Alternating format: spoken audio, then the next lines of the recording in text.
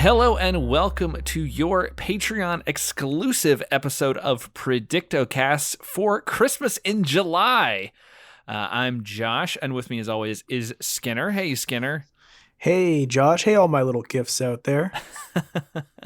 So you know what we do over here on the Patreon. One of you, our loyal Patreon supporters, has picked this movie for us this month, and Andrew Walker was nice enough to pick something that fell within the Christmas in July theme for this month. And so that's why we are talking about Santa Who?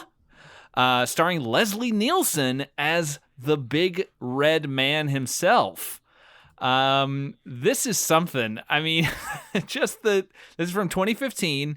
The first 10 minutes are, they cram so much stuff into this movie that it could go in a myriad of directions. This movie is moving at a million miles per hour. We have a good time skip, which is always fun because this is literally the second of three movies we've done. Four movies we've done that have time skip this month, which is a good ratio. We do like that. But actually, no, this is the third. Because you're right, Single Santa jumps about 30 years. Santa Claus on Hot Diggity Dog jumps about 30 years. And this jumps 25 years. The only one that doesn't have a time jump is Smoky Mountain Christmas. Although now that I say it, I wish that there were a 25-year time jump in the middle of that movie. I really do want that end of that movie to be 25 years later and the kids are grown up and they're spoiled little brats. And they're and to further the Snow White and the Seven Dwarfs analogy or comparison, they just have Dolly's body in a glass case in the woods. That is the ultimate fate of Dolly Parton, both in that movie's reality and our own. We are not going to let Dolly Parton go anywhere. No. So let's talk. By the way, if you haven't listened to either of those episodes, either the Santa Claus, Hot Diggity Dog, or Smoky Mountain Christmas, do that because they're both pretty good.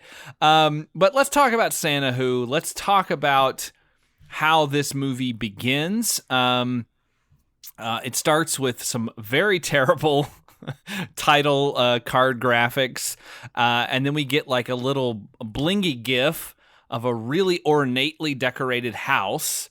I mean, we've had some painted matte pictures of the North Pole and houses and Christmas so far this month. I appreciate we finally have an animated GIF. Yeah, so much more dynamic to have this beautiful. It should be a little smiley face in the bottom that said like, welcome, good morning, fan club, facebook.com. We have this little kid. He is writing a letter to Santa. This child who is basically a ventriloquist dummy come to life because that is how he is dressed and that's exactly what he looks like. And he is writing a letter to Santa, and very much like Single Santa Seeks Mrs. Claus, this kid wants a happy family. That's the only thing he wants for Christmas. He's not asking Santa to bring anyone back from the dead, thankfully, but he is pretty adamant about the only way that he can have a good Christmas is to have a happy family. And guess what? Not gonna happen. Guess what? Santa Claus can bring you things. I think that's pretty clearly within the rule set that is taught to children. Even ventriloquist dummies brought to life, living in a house, and dressed in a way that you would think this movie takes place in 1901 or 1855. No, they talk about phone calls, so there we go. It is fairly modern, 25 years earlier.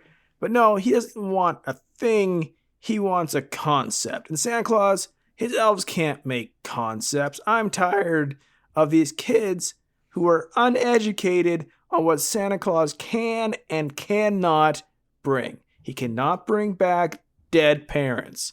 He can't repair gifts that are broken when you discover him. And he can't bring you a happy family. In fact, if you ask for a happy family, you will be immediately struck by bad luck and forced to face the reality for 25 years that you have no happy family ever. Well, speaking of the timeline, you said it looks like it might be 1901 or 1890s or something. This is 1990 in the timeline of the movie. This kid dressed in a little bow tie, short pants, and suspenders, and a dress shirt. It was alive and could have been watching the Teenage Mutant Ninja Turtles. Yeah. He could have asked for any number of Nintendo Entertainment System games.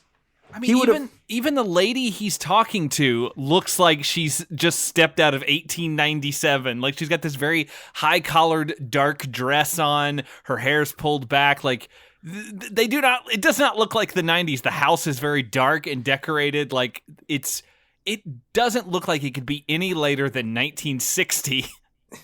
They have a fireplace that they appear to be using for actual heat because it is not there for decoration to cheer them up because they're both miserable. But she seems to have some sympathy for him at first, maybe because a human is playing her, but we soon find out she has none at all. Well, okay, so that's a question. I wonder if she does or does not, because we see her come over to this little ventriloquist dummy and say, I just got off the phone with your father, and it turns out he's not going to come get you. He thinks you would be better off here. And the kid's like, forever? And she's like, yeah, basically. I don't know what this place is. I don't know if this is an orphanage. It doesn't seem like it because he has a dad, so maybe this is like a boarding school or something. Like a boarding school for one? I mean, the other kids could have gone home for They're Christmas, all home for Christmas, yeah. But it doesn't so much look like a boarding home as much as a fucking mansion. Yeah. So maybe he's living with a marm in 1990. Maybe it's like an aunt or something, or like a friend of the family that they dumped him off on, or I mean, something weird rich people who don't live in real 1990. I mean, he could have been wearing an Ocean Pacific shirt. You know what I'm saying? He could have been doing anything. Do we have LA Lights in 1990? I'm not sure. What I mean, he could ask for a single by Belle Biv DeVoe. I mean, there's so much he could be doing instead of asking for a happy family, because that just isn't happening. Not when you look like such a shitty little kid. But, well, I mean, the dad was obviously scared because some evil magic brought this dummy to life, and he's like, I don't need this in my house anymore. So she takes the letter from him, and the kid kind of sulks off upstairs, understandably. I mean, Jesus, his father basically said, I don't want you anymore. So he has every right to be upset. But she takes the letter, and as he's going up the stairs, he turns around, looks back, and he sees her take it and throw it into the fire. And you're like, oh, okay, so she's just burning his hopes and dreams, and he realizes there's no hope. But the reason that I questioned whether or not she actually has compassion or empathy for him is that the sparks from the flames in the letter, they go up the chimney, and then Santa's weird superimposed hand reaches out and grabs those sparks up. So I'm wondering, is like she involved, and she knows that if I burn this letter, this message will get to Santa in a specific way, like he can absorb it better, kind of like if you take a pill or you drink liquid medicine, like it can absorb differently in your body. Like if Santa grabs sparks out of the air, they absorb into his consciousness faster. I don't know. Well, we later see the North Pole, and we see extensively the postal service that they're in charge of. And if you were going to do this, if you're going to say that she, as this house marm of whatever she is, whatever out of time thing she knows that to get a letter to Santa, the most expedient way is to burn a letter, right? I would have liked to seen later when we're showing all the mail going to the North Pole, that instead of it being delivered to them, we saw like the real post office, the United States Post Office, the Canadian Post Office, the British Post Office, literally shoveling tons of letter into an incinerator. I would like it. Actually, I would like the scenes in the North Pole. It's just them opening containers of ash and they're just falling all over the place. Now, was this like literally Christmas night? So Christmas Eve night. So Santa Claus happened to be up there, or if you burn a letter, it just happens to be near your chimney, and he reaches in and grabs that magic. I think if it is that he has to, the letter has to burn for him to absorb it. I like to think that as soon as anyone burns a letter to Santa, he is forced against his will to magically transport there to grab those sparks. I want that to happen too, because here's the thing, like when it happens, you feel like, oh, Santa Claus felt his need, felt his sadness, and is there to collect his wishes because Santa Claus cares so deeply. Cut to 25 years later, nothing's changed. Also, later it is starting to be hinted at that Santa Claus simply lost that letter in his jacket. Yes, so, I agree. He did this thing that seems so personal, so like reaching out to this child that he was so miserable, possibly at the lowest moment of his young life, and Santa Claus appeared on the roof to capture the glowing embers of this child's happiness going into the ether, right? To grab it. And then Santa Claus is like, whoops, fuck, that wasn't very important. I just tossed it in my pocket and lost it like a $10 bill. Like, what the fuck? Why? I would have liked it if as he grabbed those sparks, it reformed the letter in his hand. What it's supposed to, because later he's gonna pull it out of one of his jackets because he has multiple jackets. This is a Santa Claus who keeps letters, even though he has a very complicated, and I'm sure things have come a long way in 25 years, but very complicated, very sophisticated with green keyboards, mail system. If he happens to capture your burnt letter, he just tosses it into his jacket pocket. I do like that idea. I don't care at that point. He's like, whatever. I do like that idea, though, that he is going to find that kid's letter at some point. And I hope they do not explain how he has this letter when we saw it get burned up in a fire. I hope they don't have any explanation. I hope that our explanation of it is the only explanation we have in this situation. But we see that 25 years have passed. Predictocast favorite, time jump. We love it. The kid has grown up. He's now a news reporter. Oh, his name, by the way, is Peter Albright, because he says it 1,000 times in this little segment. He's a news reporter for Channel 12, and he is out on the street talking to people at Christmas time. He's trying to talk to people who are shopping. Nobody wants to talk to him. People are mean. People are like, he asked someone what was their favorite thing they got today or something, and the woman says a migraine. Two kids rip apart a stuffed ribbit, a stuffed frog. People steal cabs from. It's like if Bane had taken over the city and just sprayed an anger, increasing gas throughout the city, just putting aggression up. Like a super villain has done this. Because I get the idea, and the movie does two things that I just drive me crazy, but I get the idea that people nowadays, not in the 1950s when everything was perfect, but nowadays are all of a sudden much less friendly, much more aggressive, especially at Christmas. But this is fucking crazy how aggressive every single person is. Like they're affected at a microscopic level by a hate virus. There was some news a while back about Danny Boyle wanting to do a sequel to 28 Days Later and 28 Weeks Later. This is it. Everybody's gotten that rage virus. Jesus, they rip apart that frog in half over a stuffed frog. Which no one wants. There's one guy he talks to who's like, what did he say? How much did you end up spending on that? Or how much did you end up saving on all that stuff or something like that? And the guy's like, I stole it all. Because Bane has caused the city's basic law structure to have gone away because he's blown up all the bridges and let this hate virus gas throughout the city. Maybe this is supposed to be Black Friday?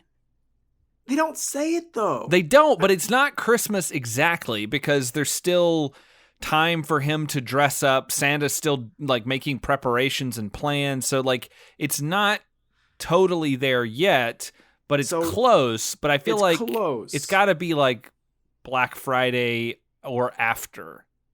Yeah, I mean, like you are within the last 4 weeks of Christmas, which is the perfect time to start programming a new Christmas video game that you're going to release that Christmas, or recording a Christmas album that will also somehow be released before Christmas.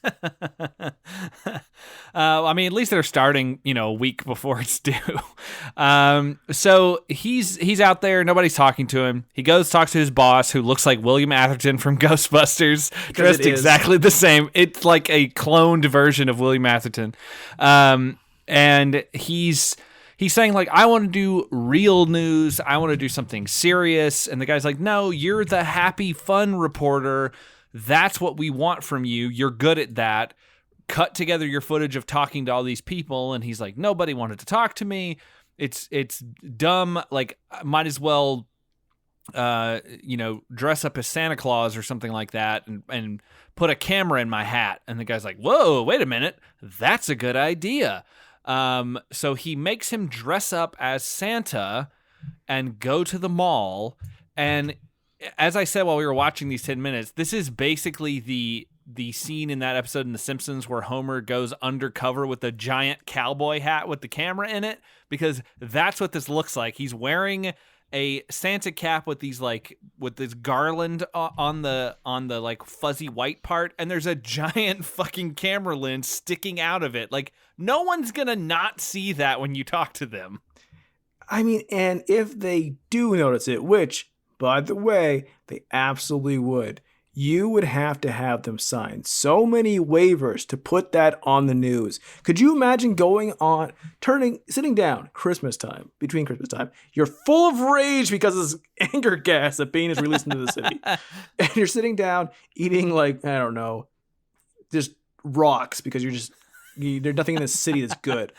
And you just sit down with your hot rock dinner and you turn on the news for some relief. And there's you and your children pissing their pants without your permission that some Santa Claus is filmed from his fucking hat. What would you do? They would probably they would cover themselves by putting up signs outside of the mall that basically say, if you enter here, you are being filmed.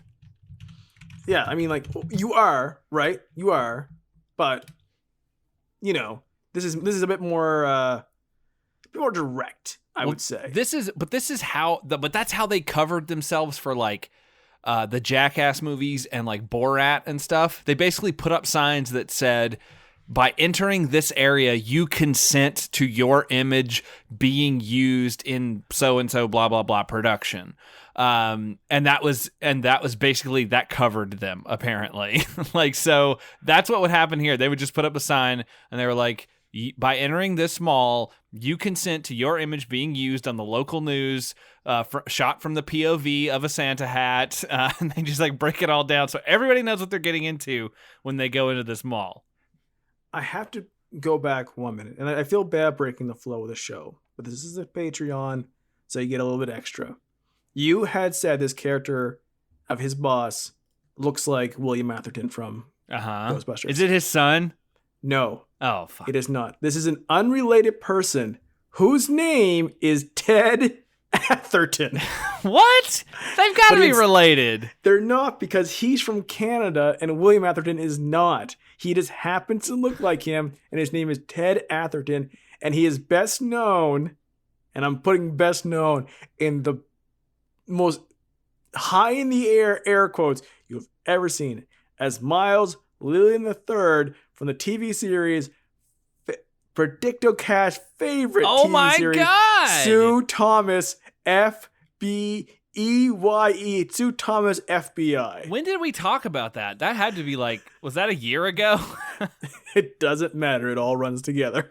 Wow, that's crazy that is his name and that he looks so much like him. I know, but it's not. They're not related. He was on Degrassi, The Next Generation. That's crazy. Wow, that's wonderful. Thank you for going back to talk about that. That's great. It is such a weird coincidence, and it is 100% a coincidence that I could not help. Like, I saw that out of the corner of my eye. I'm like, there's no fucking way. God, I really want to go back now and watch. We do have to not forget about that FBI show, because boy, oh boy, that sounds like such a winner. I mean, she's blind and she's an FBI agent. FBI. I mean, that in and of itself is just, that's offensive, right? I mean, I know we probably talked about it on the thing, but no, it's heartwarming. It is heartwarming. No, and there's a dog involved. Yeah, but there's so many episodes though. It went on for so long. 56 episodes. And the logo on the box art is Sue Thomas : and it says FBI with little dots, and then I is crossed out and the word I is written in. See, much like yourself, the person who made this, graphic design is their passion. Yeah, exactly. All right, let's get back to Santa, who we finally meet. Oh, actually, we don't meet Santa yet. We got to talk about what happens to him when he dresses as Santa and goes to the mall. So he is talking with his, with his news person who's out in the van. It feels like a fucking like hostage sting or an undercover operation. I know if you're doing this with a hidden cam in your hidden air quotes in your hat, like, you wouldn't, and you weren't live, you wouldn't need a satellite truck. Yeah, we're going live from the mall. So, like, it seems like she's, like, if they had zoomed out and, like, she had, like, was in a van that was marked, like, flower delivery. Because they know what they're doing is fucking illegal. Even in this town that is cut off from the law because all the bridges have been blown up. Welcome to the afternoon news. We're going live to Santa Cam with Peter Albright. And he thought, and they just broadcast an uninterrupted feed from his camera of just kids screaming and punching him and pissing on him. And it's called Santa Cam. It costs $5 a minute. It's a 15th most popular website out there. So yeah, he is in his outfit. He goes up to this Another woman. Santa? No, he goes up to this woman who we don't understand what's going on, and he is just blatantly flirting with her and really crossing the line at first, because he basically says, "Oh, you're super pretty. What about me taking you home and wrapping you up or something like that?" And she's like, "Oh, will there be some sort of unwrapping later?" And then she goes up and like grabs at his beard and they joke, and then it turns out that's his girlfriend. And you're like, "Oh, okay, cool." But also when he says that first line to her, the lady back in the van is like, "Whoa, all right, Peter." Like, she doesn't know that it's his girlfriend either. So she is also very surprised that this guy is just going up and harassing a random woman. It also seems like neither of them expected each other to be there. Like, he's doing this incredibly niche thing that you would never do. Like, I'm going to dress up as Santa Claus and film people at their most vulnerable moment of wanting things and being harassed by their kids. And everyone in the city is so angry. And he's like, okay, but also my girlfriend just happens to be inside the Santa Claus area. That like she's the producer of the Christmas Santa Village or something? I mean, she seems to be doing things in an official capacity. Yes. But wouldn't this have come up? Like, oh, by the way, I'm also going to be at the mall, and there's going to be 2 Santa Clauses today. Well, there's 2 of them. I don't think that they have really communicated. I feel like this Santa thing, like, basically when he was talking to Canadian William Atherton, he basically, like, he said he came up with this idea, and then his boss was like, "Do it," and then they just go out and do it right away. There's no time to communicate. "Oh, hey, I'm coming to your job and I'm going to see you probably." I mean, he just grabbed his satellite truck that costs $1 million, went down to the mall, which is still thriving, which makes no sense. And there you go. And I mean, here's the thing, like he had wished for a happy family, right? And Santa Claus, we're going to find out, probably lost his note. Or didn't care. One of the Or did not care. Or in reality, can't do anything about it. Unless Santa Claus is going to be trying to get him to get it wet the entire movie. So they probably aren't at the level of intimacy where you would consider her family. They're just, maybe they are completely physical. They don't talk about each other. Like they barely know, they don't even know each other's last names. You know, they know their first names. They have hours where they meet and they have a safe word. And that is it. I mean, you mentioned the mall still being crowded, and I don't know if you meant like time of day or if you meant the fact that it's 2015 and malls have been on the decline for quite a while now. Well, here I want to tell a little story about that. Well, before you do, go ahead. I would like to see like a Santa movie, because at the in the early days of Santa movies, the mall was the place to go because that's where Santa was going to be. But nowadays malls are kind of dead, and like there are malls still in some places, and I'm sure they do Santa at other places, for kids and stuff. But I would love to see a Christmas movie where there's just a dead fucking mall and there's just a really sad Santa there, and like a kid is like really bummed out until he meets the real Santa, and like everything's great. Oh, I can think of like 7 different actors who would just sign up for that in a heartbeat. Each more drawn out than the last. But like, I live in a state where there is a vibrant mall. Unfortunately, the biggest mall, perhaps. It has to be the biggest mall in America, the Mall of America. So you make a tourist destination on top of things. You put a theme park in the middle, right?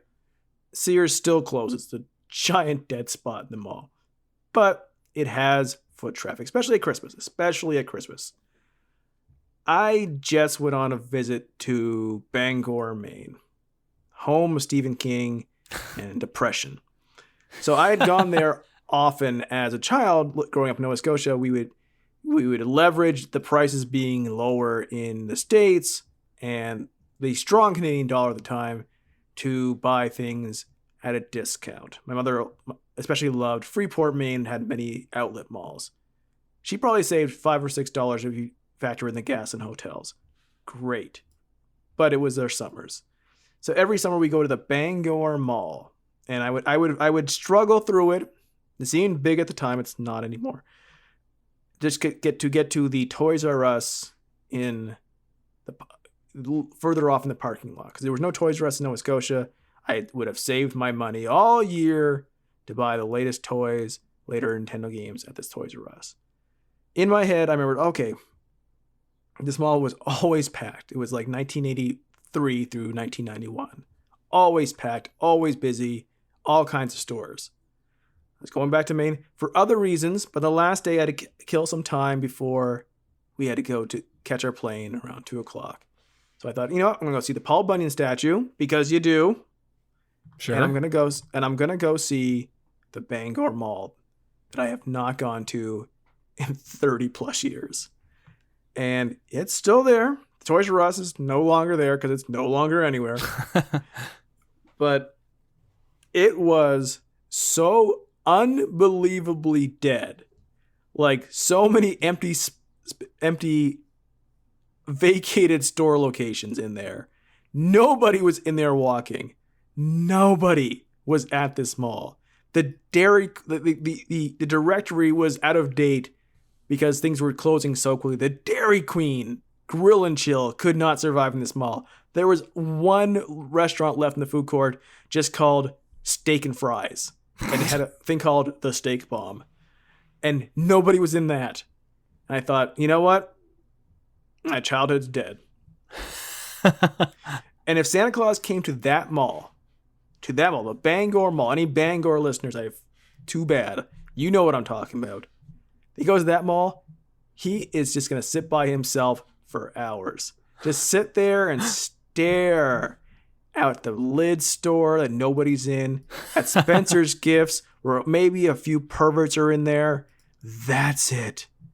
Nothing. Because malls are dead. The malls are now a thing you look back in nostalgia with with Stranger Things Season 3 now available on Netflix. I'm not being paid to say that. I wish we were. I wish we were too. But the idea that this character is going to this packed mall where they have multiple shifts of Santa Claus. So I do have to, one, thank you for sharing your story. Very sad and depressing. I do have to say that, surprise, surprise, Amazon has the wrong fucking date for this movie's release. So Weird. this actually came out in 2000, not 2015, because I think Leslie Nielsen might have died before then. I think he died well before then. Yeah, so I think maybe 2015 could be the digital release or the DVD date. I don't know. It's wrong. It's actually 2000. It actually aired as part of the Wonderful World of Disney TV series. It aired in November of 2000. So I guess the weird outfit that he's wearing is a little closer. No, but it's still not. No, it's not. I mean, 25 years is 1975, right? So right. I mean, so take all my jokes about the Nintendo Entertainment System and the Ninja Turtles. Get rid of that. We'll talk about the Magnavox Odyssey instead, and maybe a Pong machine and Herculoids. Okay. I mean, there was still TV that he could have been watching. There were still like things that he could have been doing, and they didn't need to make it seem like it was 1901. It didn't need to make it seem like his dad is Geppetto, who, having gotten his wish for the wooden boy to come to life, realized, I've made a horrible mistake and I will leave him with his governess. Holy shit, that makes a lot of sense because this was on Disney. Totally lines up. This kid, Pinocchio, I'm calling it right now. Could you imagine like sitting down for Wonderful World of Disney, getting rid of that Christmas spirit, and then be told, you know what, at Christmas, you're all shitty. You're all terrible to each other. And you know what kids are? Kids are assholes. Kids these days, they don't care about anything. It's like, I'm a person now. My kid is a kid now. Like, maybe calm down a little bit with this aggressive, the world is so bad stuff. You know what? The people who believe that might actually be the shittiest people on earth. So he gets beat up by some kids. He falls down. He hurts the actual mall Santa, who tries to help him up and who ends up falling over the railing and apparently needing to be hospitalized because goodness gracious, this guy's he's got glass bones disease. He's got bonitis or something. Do you know, because I wasn't around America back then, do you know if they have a SLMA, Santa Leave Medical Assistance, back at that point? I don't know. I think that only went into effect in 2002 with the Santa Leave Medical Act when it was signed into law. God. This is also where like the movie is going back and forth between like one camera has an incredible Vaseline filter on it where everyone just kind of looks smeared and they're all gauzy. Glowing. But not every camera does. No. Some of them don't, and they'll switch from scene to scene. I'm like, what are they trying to do here? What is their message with this? So he fills in. Peter fills in for the Santa. He has to deal with all the kids. Kid pisses on him. Kids are just mean. He's really tired, and then he's like. He talks to his girlfriend, who says that they're going to send in some new people to audition tomorrow to take the role over. It's really unclear why he decided to do that. I guess he did it out of the goodness of his heart because he acts like he has to. Yeah, he I think maybe because he's dating the person who's producing this whole thing and is in charge of it and running it. So maybe he felt like he was obligated. But yeah, he does kind of try to entertain as many of the kids as he can. He finally is done with his day, and we cut finally to the North Pole, where we see their whole setup of dealing with letters and trying to figure out who goes on the nice list and the naughty list. We meet Max, who's played by Tommy Davidson. He seems like he's the head elf. I think isn't that right? Isn't his name Max? His name is Max. He at least appears to be the most important to the plot elf, because he's the only one who's an actual actor. Yes. He also is he's kind of pitching up his voice a little bit. Not that his voice is super deep, but he's just doing this just a little bit. That's what acting is. It's really falling into the role. So he's looking for Santa. He's riding around on a little cart like you see in the airport when they're carrying people from gate to gate who can't make it on their own. He's got a bunch of bags of letters loaded up, and he goes out to the stables to find Santa, played by Leslie Nielsen, and who's all torso. This man has got like 1 foot long legs, and then the rest of him is entirely torso. It's how he's dressed. He looks. It's like a weird forced perspective thing where he seems shorter than he should be. He's with the hat. He's slightly shorter than the elf character, which is always kind of off-putting. 2, he looks like a tall dwarf. Yeah, he's got his jacket is very long, so it ends about where his knees are, and the belt seems to be like on his thighs. Like it's just a weird. It's just weird problem, how it's laid out. And he talks about the letters, like you already mentioned, that he found some letters in his pocket from like a decade ago that he just forgot about, and he's worried that there might be more. He's worried that there might be other kids that he's forgotten. Can you imagine? Can you imagine? There are some of these kids who are dead. Yeah. He's forgot their letters that he apparently could grab from the ashes of death, and they're dead. He forgot about a dead kid's letter. It's almost certain to have happened by just statistics. Yeah, well, I mean, it doesn't say that like these letters are recent letters. Hell, he could have gotten a letter from some kid from, again, 1901 or the late 1800s, or someone who died from the plague, and he's like, well, I don't know what happened to that one. I guess I forgot it in my other jacket.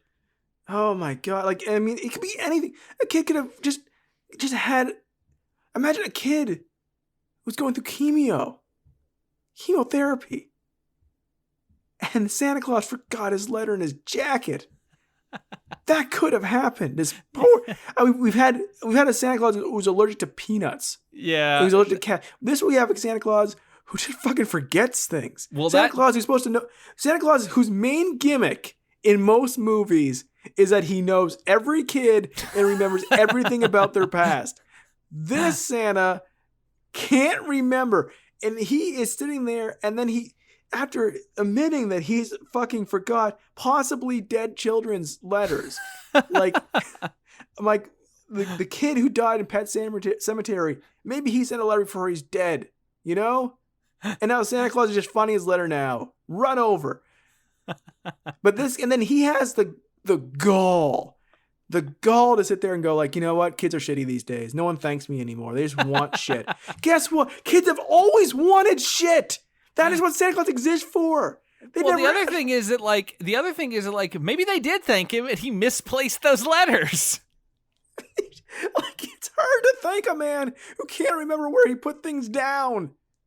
But like, I love this month though, because like it's introduced, as you already mentioned, in Santa Claus, we have a Santa who is allergic to lots of things, but it's introduced all of these different aspects to the Santa mythos. And like, I have to give all of these movies credit for doing something different. It's not all the same thing. Like, the Santa in Single Santa Seeks Mrs. Claus, like, has to get married by a certain point in a certain day, and that has to happen in order for him to take over the role of Santa. So that's like a weird thing. And then we've got the Santa in Santa Claus who is allergic to all this shit. And then we've got this Santa who apparently is fairly immortal as far as we can know. His memory is just very bad. And he's also kind of a dick. He's kind of a dick. His name is Nick, so he could be the same Santa Claus from Single Santa. This is what Steve Guttenberg turns into. Right, like it's in continuity. It happened later, but like Max keeps just calling him Nick because they're tight. But they like imagine in Single Santa Seeking Mrs. Claus, and I feel stupid saying that out loud every time I say it. if when Nick calls up his dad to get basically blackmail on that video game producer, like trying to figure out, like he wants to find out about like his past and what he wished for Christmas and what, the things Santa Claus knows about. If Santa had said, I don't remember. I've misplaced all my information from that kid. That's what this Santa Claus. We've already had this thing where like we show and we like that's one thing. He's also a dick because we've already shown the kids at the mall daring to ask for specific toys, and then Santa Claus later is like, they used to ask for generic things like a bike. Now they want specific things. Fuck off. Like, what are the kids supposed to write down? What do you want for Christmas? Toy. Well, I think it's this. It obviously, because he basically blatantly says it, but this is the kind of movie where it's trying to shame children into wanting things, for wanting things rather. So, because he blatantly comes out and says Christmas is over commercialized. He is a character who brings products to kids. What, like is he gonna bring a happy family to that kid? Would he rather bring happy, like, see him play matchmaker for his whole fucking life for kids without dads? Like, what is he supposed to be doing? He is a person. He's a middleman between products and brands and children, and has always been. It's never changed. It's never changed. Kids in 1950 were just as shitty. In fact, they might have been more shitty. I don't give a fuck about this stupid shit of like, kids these days, huh? Like, no, they're children. Like, what are they? You're shaming them for asking for toys from Santa Claus. Yeah, it's a weird thing of like, here is this mystical figure who will bring you things if you're good, but don't get too specific about what it is you want. Be like, real generic.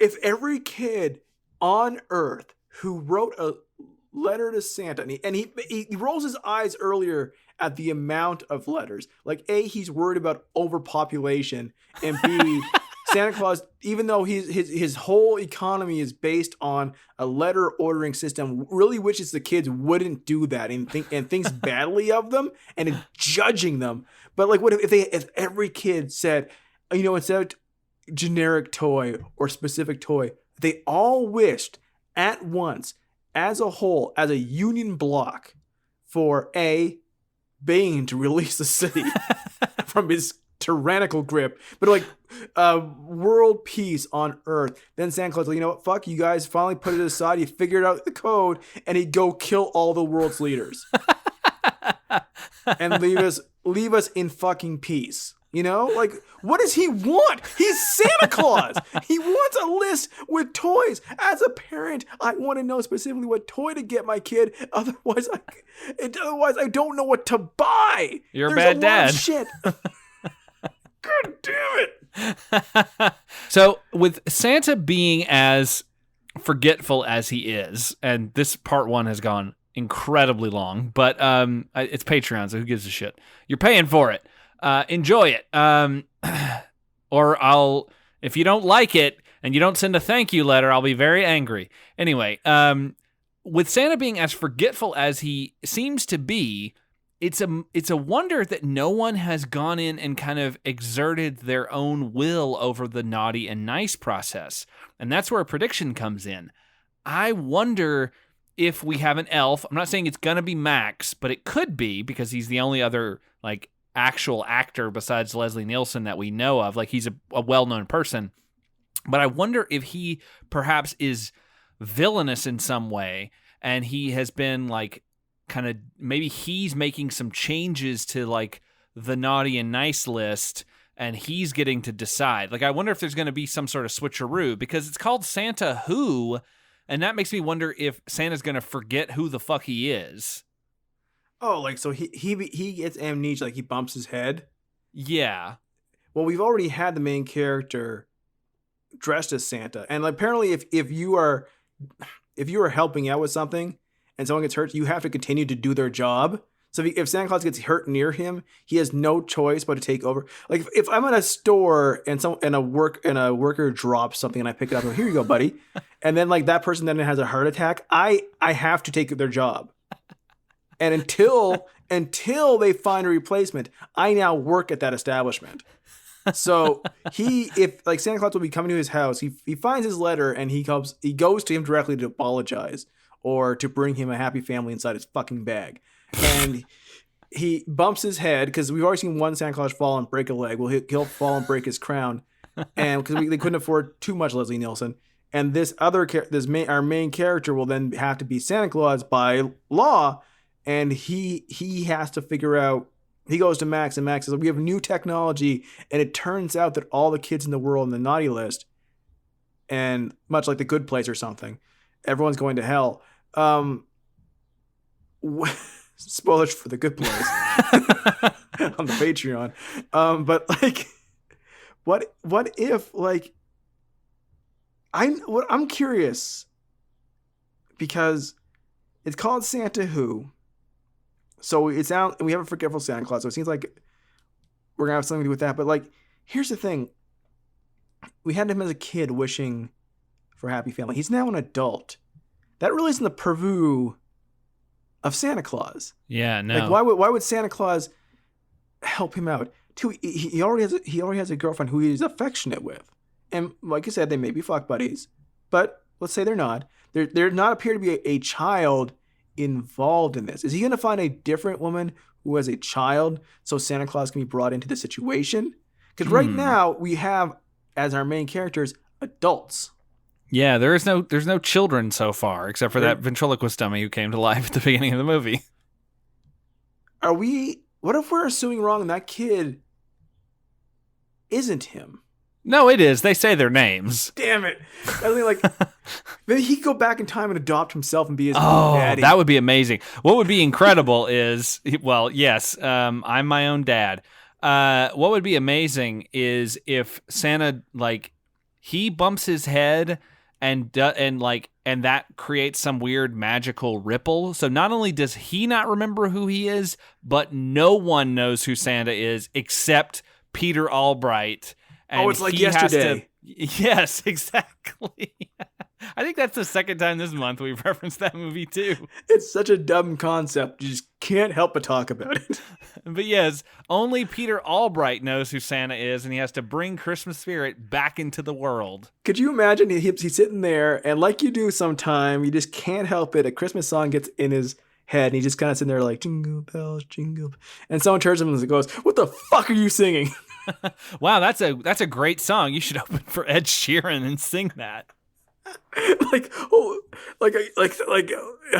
Just like, oh my God, I found that new sound you're looking for. Silver bells. Hey, hey, Burl Ives. It's me, your brother, Johnny Ives. I found that sound you're looking for. All right, we gone super long on a part one, but it was exciting. Good conversation all around. Learned a lot about Santa Claus. Learned a lot about the malls in Bangor, Maine. But we're going to be back in just a few seconds to talk about the rest of Santa Who and find out what the fuck is going to happen in this movie. Stay right there. We'll be right back.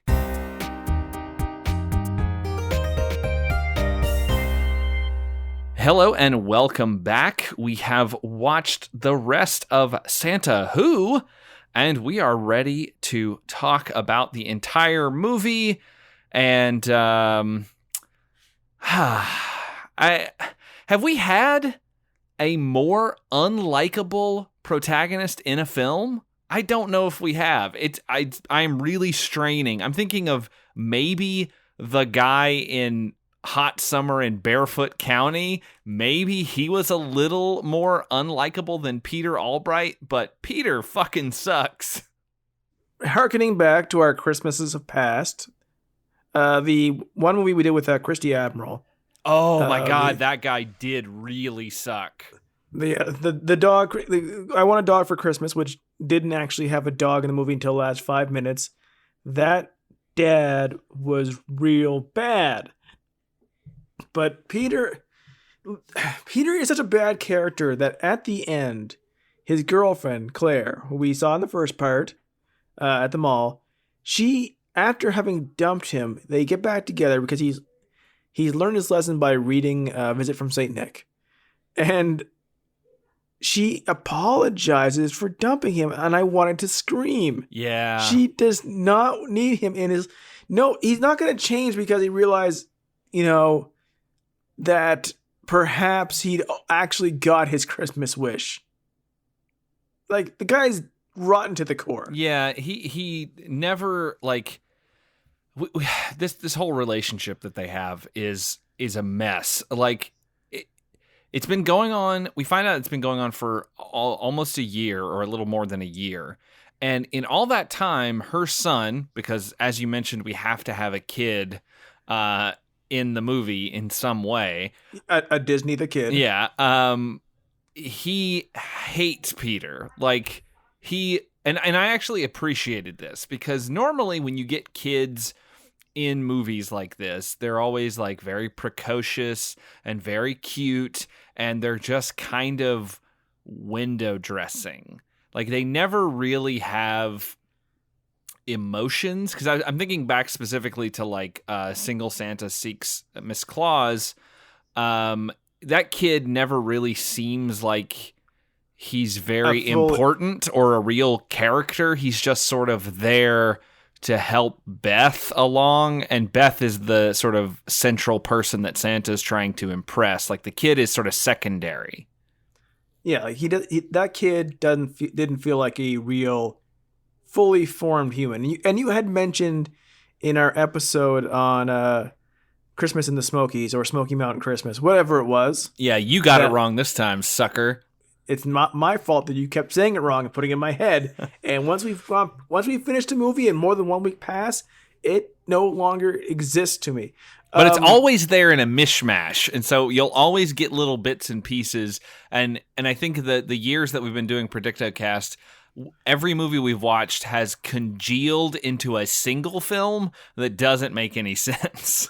It doesn't make any sense, and stars Dean Cain.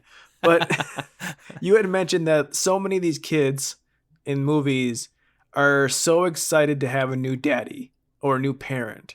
Like, the second the protagonist comes into their film, they're like, "Oh, are you my new parent?" Yeah, exactly. Zach, while at the end they decide to write him as like, "Oh, he just wants a dad." Not faithful to the rest of the character rest of the movie. The rest of the time, Peter is a shitty person, and Zach like looks at him and goes like, "Do you even hear yourself talk? You're a piece of shit." Yeah, he's like, there. Oh my God, there's this amazing moment when we first meet. And we'll jump around in this movie because who gives a shit? There's an amazing moment when we first meet Zach. Peter is going with Claire to her apartment because she wants to be there in time to see Zach before he goes to bed and tuck him in, because he's her son and she's very involved in his life and cares about him very much. It's not one of those situations we get in some movies where the kid is, not as important to the parent, or they're more worried about their relationship or whatever. Like, Claire is very focused on her son, and she seems mostly like a good mom, except for the fact that she has stayed with Peter as long as she has, despite her son's obvious distaste for this guy. But they have this conversation, and he's playing a video game or something, and Peter is trying to relate to him because Claire says, "Hey, go try to be nice to Zach." And Zach is like, well, Peter starts telling a story, and Zach says, "Oh, are you going to make this all about you now, like you always do?" It's like, holy shit, he's got this guy's number. He also gives him a dressing down near the very end of the movie, where he like just basically rips him to shit. And so when at the very end, when they have bonded, kind of, and they've only been had like 2 minutes of screen time with him, over like, "Oh, we both believe in Santa Claus now. We both didn't have fathers in our lives. Maybe we have something in common." It rings so untrue that Zach's like, "Oh, really?" It's like, no, you've been taking this piece of shit apart limb by limb the whole movie. Like, what do you believe in, Peter? It's like, we have to talk about Claire and Peter's relationship, because the movie has her being like, where she won't have him stay the night so that Zach doesn't wake up and see Peter in the house and question what the relationship is. And that kind of thing sounds like something you would have a problem with 3 or 4 months into a relationship. They have been together for a year. They don't seem to like each other. Like, yeah, there's not a lot of real chemistry or connection between these two people. No, like, and she's, well, like, he has all these foibles, which are really annoying in a main character. I understand that they have to have an arc, but he's kind of a piece of shit, and then Santa Claus has him read a book, and then he's not. But she's aware of them all and points them all out. Like, here, you know, we've been dating for 1 year. You're living in the past. I don't know what your problem is, why you hate Christmas, why you hate kids. I get you had a shitty childhood. Like, learn to grow beyond it. Where's our relationship going? You never talk about it. You ditch me at important times. And I'm thinking, fuck, the sex must be so good. Must be so good. I mean, I think you're right, because that scene where he comes over and he's like, "Oh, maybe I'll stay the night," and she's like, "Yeah, I don't want Zach to get confused or anything." And he's like, "Well, I could just leave, first thing in the morning before he wakes up." And she's like, "Yeah, that works." Because she's like, "Yeah, give me that weird Peter dick that you got going." I mean, his name is Peter. I just could have gone with the obvious joke. Give me your Peter, Peter. I was waiting for it. I was just waiting for it. Like I was waiting for Christmas morning. But yeah, it was nice that we had a scene for once in a movie where she wants him gone in the morning. Yeah. And so much this movie happens at her house for no fucking reason. Like, here's the plot of the movie. It's called Santa Who. Santa falls out of the sky, hits his car. He thinks he's run over a guy. Santa Claus has amnesia. Because he's worried about getting in trouble, he doesn't bring him to a doctor. Ever. For the longest time. Doesn't go to the police for the longest time. He just brings him to his girlfriend's house. Not the longest time. I mean, yes, it's longer than it should be. But at the end of the movie, we realize this entire thing has taken place over 3 days. So it still falls into the trap of Christmas movies taking place days before Christmas. When he's out talking to people about shopping, it's not Black Friday like we thought. It's like literally 3 days before Christmas. It is so hard. And I know you grew up in the South and you live in Los Angeles. It is so hard in these movies to really pinpoint exactly how close something is to Christmas when it's fucking not cold and not snowy in the movie. Because it never is. They never film it in real snow world. They do now with a lot of the Hallmark movies of the fake snow. So like they actually show a winter Christmas. Yeah. But especially for like a span of 25 years, every Christmas movie took place in the fucking dead of summer. Well, I mean, this took place somewhere in Canada because it is littered with Canadian actors. It is littered with the best Canadian actors, including Red Green himself, Steve Smith. But God, I mean, this movie is lucky to have Leslie Nielsen. Yes. Very lucky. He's the best part for sure.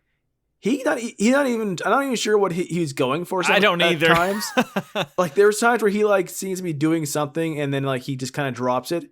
But the fact that he's Leslie Nielsen and he's such a fucking professional and has been doing this so long, he outshines everyone so hard. And it feels like he's doing a little bit of his Mr. Magoo character. I mean, does anybody but me remember that Leslie Nielsen was in a live-action Mr. Magoo movie? But it does feel like that sometimes, where he just seems befuddled constantly. Even when he starts to get clarity, he'll all of a sudden be befuddled like, oh, what's milk? Like, that's not exactly what happens, but like he'll all of a sudden have this... Like, oh, I know all these things, but I don't know this one specific thing. Yeah. He's like, I think I was... He has this weird dream later, and he's like, I think I was late to something. And he goes, oh, like what? And he goes, I don't remember. And there's a lot of that. Like, he suddenly knows, and then, nope, it's gone again. And it's very slow. Like, oh, I'll say this bit of Santa wisdom. Why do you say that? Pause, pause, pause. Eyes look back, eyes look forward, side to side. I don't know. End scene. Like, that happens numerous fucking times. This movie also takes this weird twist near the end. It doesn't go anywhere. God, but there's so much I wanted. Like, as soon as this happened, a book of possibilities opened in front of me of what, like, because we talk about the Santa mythos. Here we have a Santa with who's forgetful in the first place and gets amnesia, who also is out of touch with children, who is learning to be back in touch with children, and who calls his elves little people, and even though they're all the same size as him. It's a very interesting character, but it introduces this one thing that I really was hoping was a new twist to the Santa mythos, and I hope you were as excited as me or confused that I was. What was that? So part of the storyline, we'll get to more flesh it out, is that Peter is a reporter, and he has this Santa Claus with amnesia, and he is going to use him as a story of, like, I'm going to put this Santa Claus who has amnesia on television so that we can find out who he is, and hopefully before Christmas morning we will reveal on camera who his family is. People will be watching TV and recognize him. A family thinks it's the actual Santa Claus is their grandpa Ray, who disappeared on his way to the VA. Where was he going? I think so. He's going to, like, do a Christmas show for, like, some veterans. Yes, he was on his way, and he disappeared 10 years ago. Well, their granddad's name was Nicholas. Nicholas, that's right. Not Ray. I was about to say, like, where'd you get that from? Famous Ray's barbecue. Famous Ray's Christmas cakes. But okay, who happens to be called Nicholas, and they fill in some stuff where, like, his life growing up in Norway and stuff would fit with, like, Santa Claus's flashbacks of I'm around little people, I fly in the air, blah blah blah. Yeah, he was Nicholas Ingalls was, like, the youngest of 12 kids, and he grew up on a farm, and he came to America and learned to fly fighter planes in the war, and so all of this stuff that they get from him, like, would make sense. But I was hoping that it actually was him, and what happened is Santa Claus is a short-term job. Santa Claus isn't immortal. But he is old. So every now and then the elves would come down to, I guess, America, because that's the best place on earth. Or Norway. Or Norway. And steal an old man of wonderful heart who is out to help others and bring cheer at Christmas, and make them the new Santa Claus for, like, 10 years. That would be amazing. I would love that. And, like, that's how Santa Claus continues to refresh. It's like it is an old man, but they come down and say, like, okay, you're done. You've done your 10 years. You're retired. You die. Whatever. You go on pension. Or you go back to your family and say, I had a mystical trip. Whatever.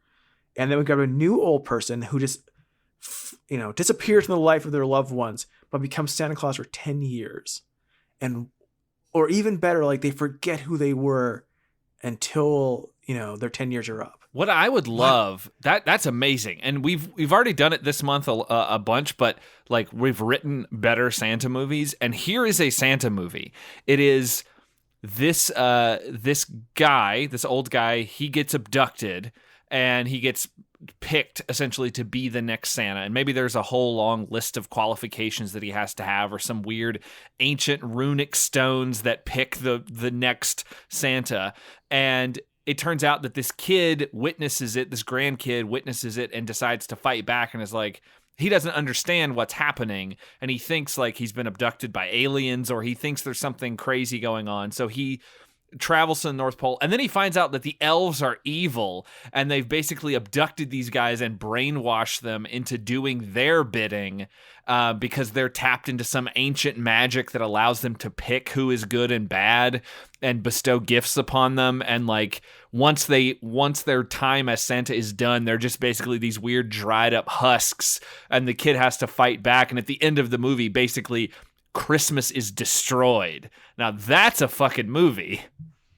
Instead, we have literally our third movie this month where the central plot point is a kid asked for something impossible at Christmas as a child and then has their entire life shaped by this one rejection that Santa Claus couldn't do this thing that as an adult, once you become a teenager, you're like, oh, why was I angry about that? That's stupid. No, they hold it with them forever. Yeah. Look on. Well, I was gonna say with this whole plot of them thinking that this guy might actually be the grandfather of this family or whatever would be much more compelling and interesting if we didn't know that he was actually fucking Santa.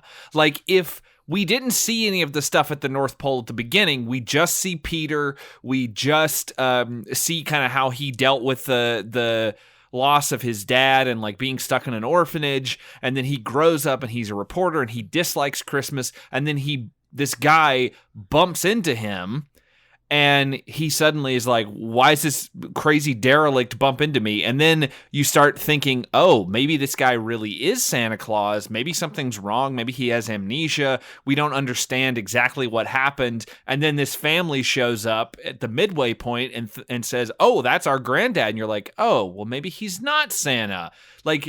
Put some fucking mystery in your movie. Give us some tension, some drama. But instead, this family shows up and you're like, we know that he's not their granddad. Why are they doing this?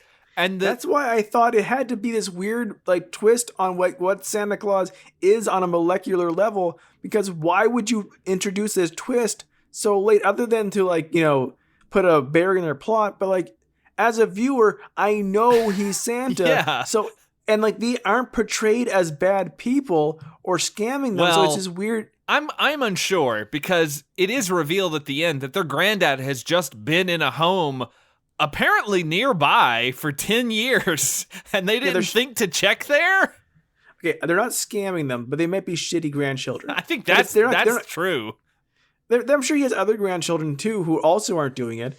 But here's you could have, like I said, you could have started the first time you see Santa, it could have been Peter hitting him. You didn't need that whole other part.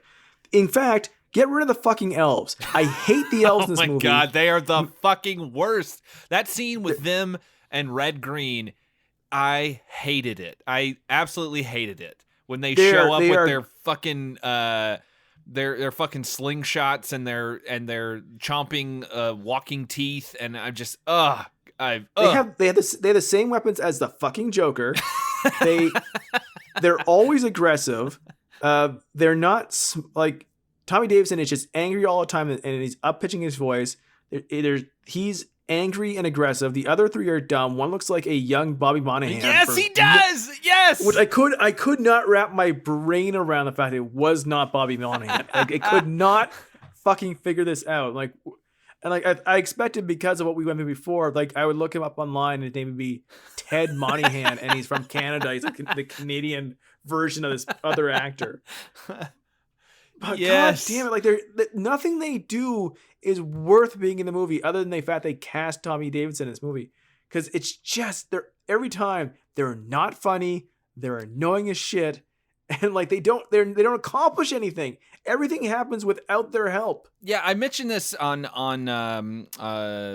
Smoky Mountain Christmas, but Ernest Saves Christmas is a movie that kind of does that thing where you don't totally know if the guy who says he's Santa is actually Santa until a little bit into the movie, where they finally look in the bag and they find that weird orb that produces gifts when you think about them. You don't technically know right away, and then the reindeer show up at the end, and then the elves show up at the end, and it's oh, okay, I get it. And this movie could have used that. Let's keep the elves a secret until the end, and it works better if you start where Peter hits him with the car, and then you're kind of have this little bit of a mystery and figuring it out. here's my problem with Christmas movies in general. Like some of my pet peeves. One, and this movie is completely in this way, is this character Santa Claus, where we know they're Santa Claus right away. Like this one, we know he's Santa Claus, but the plot of the movie is he's like, when are the other characters who aren't the one kid going to figure out he's the actual Santa Claus? And because we know he's Santa Claus, there's no stakes for us of like, or sense of wonder. We're just waiting for them to notice the wonder, and it always takes about 35 minutes too long of evidence being shoved in their face, and they're like, maybe he is. I'm like, we know he is. Like, it's not fun for us. Two, I hate bureaucratic North Pole. Yeah. Where instead of North Pole being fun, it's a business, and everyone's kind of stressed and angry and aggressive. A lot of movies do this, and just like, it almost stems from like fucking Rudolph the Red-Nosed Reindeer, where we have the angry Santa Claus who's kind of a dick. Yeah. And the angry elves. It's not even like oh, what a twist on, like, you expect the North Pole full of jolly happy people, but they're in fact hardworking, and they have technology, and it's a business, and they're workers, like office workers, and like, you all do this. And I fucking hate it. It just makes it miserable to watch. It's like, the people who bring joy to the Christmas are all fucking miserable. That's great. I love that. Except I don't. What is the alternative? And I'm trying to wrap my brain around if there has been a movie that I've seen or that I can think of that has done something like that. Like, I was gonna say that maybe Elf, but there is still that whole scene where the head elf kind of chastises Buddy for not being on par with everybody else in terms of making the toys. But everybody else seems pretty cheerful, and it seems pretty old-fashioned. It's not very technologically advanced. It's still a bit more like they're doing this because they're magic. Yeah, it seems a bit more magical and whimsical. I was trying to think about the Santa Claus movies. I know those get into like weird tech later, but I think like the first one still has a bit of the kind of weird magic to it. Where the North Pole's underground, and like it's hidden away, and it still feels very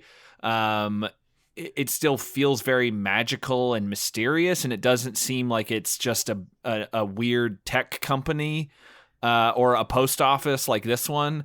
So I don't know. I don't know what I don't know what the alternative should be, or what that would look like, or if there's been a movie that's actually done it. I can tell you the wrong answer, and that is the fucking what's God, I can't think of the name right now. The one with the fucking CGI with Tom Hanks. Oh, the Polar Express. Yeah. Jesus, besides the fucking awful voice acting in that movie, and the fucking Dead-Eyed Children. Dead-Eyed Children, and like, everyone's made fun of it by now. Amazingly, when I was in my 20s, people who had kids before I had kids loved that movie, and I could not fucking understand it. But like, beyond everything else, the North Pole in that movie is fucking terrifying. It's empty. You hear voices in the background. There's this like creaky old like phonograph Christmas music playing like in the distance somewhere. It is so fucking creepy. It's like a BioShock North Pole game. It's a BioShock North Pole game, and it's like, why would you sit down and create this? Like, what sense when you thought like, oh, I want a sense of wonder in children. Let's make this nightmare-scape where if a kid woke up in this in their pajamas, they would think, oh, this is all out of scale. Everything's at the periphery of my vision and senses, and it looks like any of this could kill me if I'm not careful. That's what you would want if you were a kid thinking about, where does the joy of Christmas come from? Besides Jesus, who is not brought up in this movie a single time. Even though someone asks, Santa Claus himself asks, what's so special about this time of year? And they don't say Jesus. And that is your cue, Peter, to bring up the light of the Lord to this man who has forgotten everything and maybe has forgotten the good news. These jokes is only good for Patreon people who are listening to this and have listened to the Santa Claus episode. I also noticed I have kept it off the regular feed completely. I also noticed that this is our third TV movie this month, because I guess there's just lots of TV Christmas movies. I just thought that was a nice little weird coincidence. Where are we in this story? We talked about Santa. How does he fall out? Because it doesn't really make any sense how he falls out of the sleigh. He's like, there's over a storm. He's trying to clear his head, so he's going for a joyride, which is weird. Yeah, he's kind of over. That's another thing that this movie has introduced into the Santa mythos, that he can just take the sleigh out whenever he wants. Like he could do some pre-work if he really wanted to. Yeah. Like he just goes out for a joyride. I also hate when Santa Claus is in a city and goes, a white Christmas, perfect. I'm like, fuck, dude. Oh, there's a lot of clouds all over the planet. Like, it's not gonna be white everywhere. I'm glad you think this city is the entire planet right now. What city is this? Since you're Canadian and this is obviously made in Canada, what Canadian city is this that they're in? I'm assuming it's either Vancouver or Toronto. I didn't get a good look at it. They never say what it is on like the news broadcast or anything. I don't think they ever say the name of the place, because it's just supposed to be any city USA. So like, okay, like he runs in. Well, he falls out, and so when he runs into Peter, he hits the hood of the car, and then it's fucking terrifying, like that entire fall. Yes, and then because it's a weird little like cut out version of Leslie Nielsen Santa falling through the sky. The reindeer end up at a Christmas tree lot where they just all hang out there waiting. And then the sleigh ends up in like the city square, and they transport it over to a toy store later in the movie. But all these like different parts are just sort of in different places, and so obviously the movie's building to getting all of these things back together. So I have a few questions. A,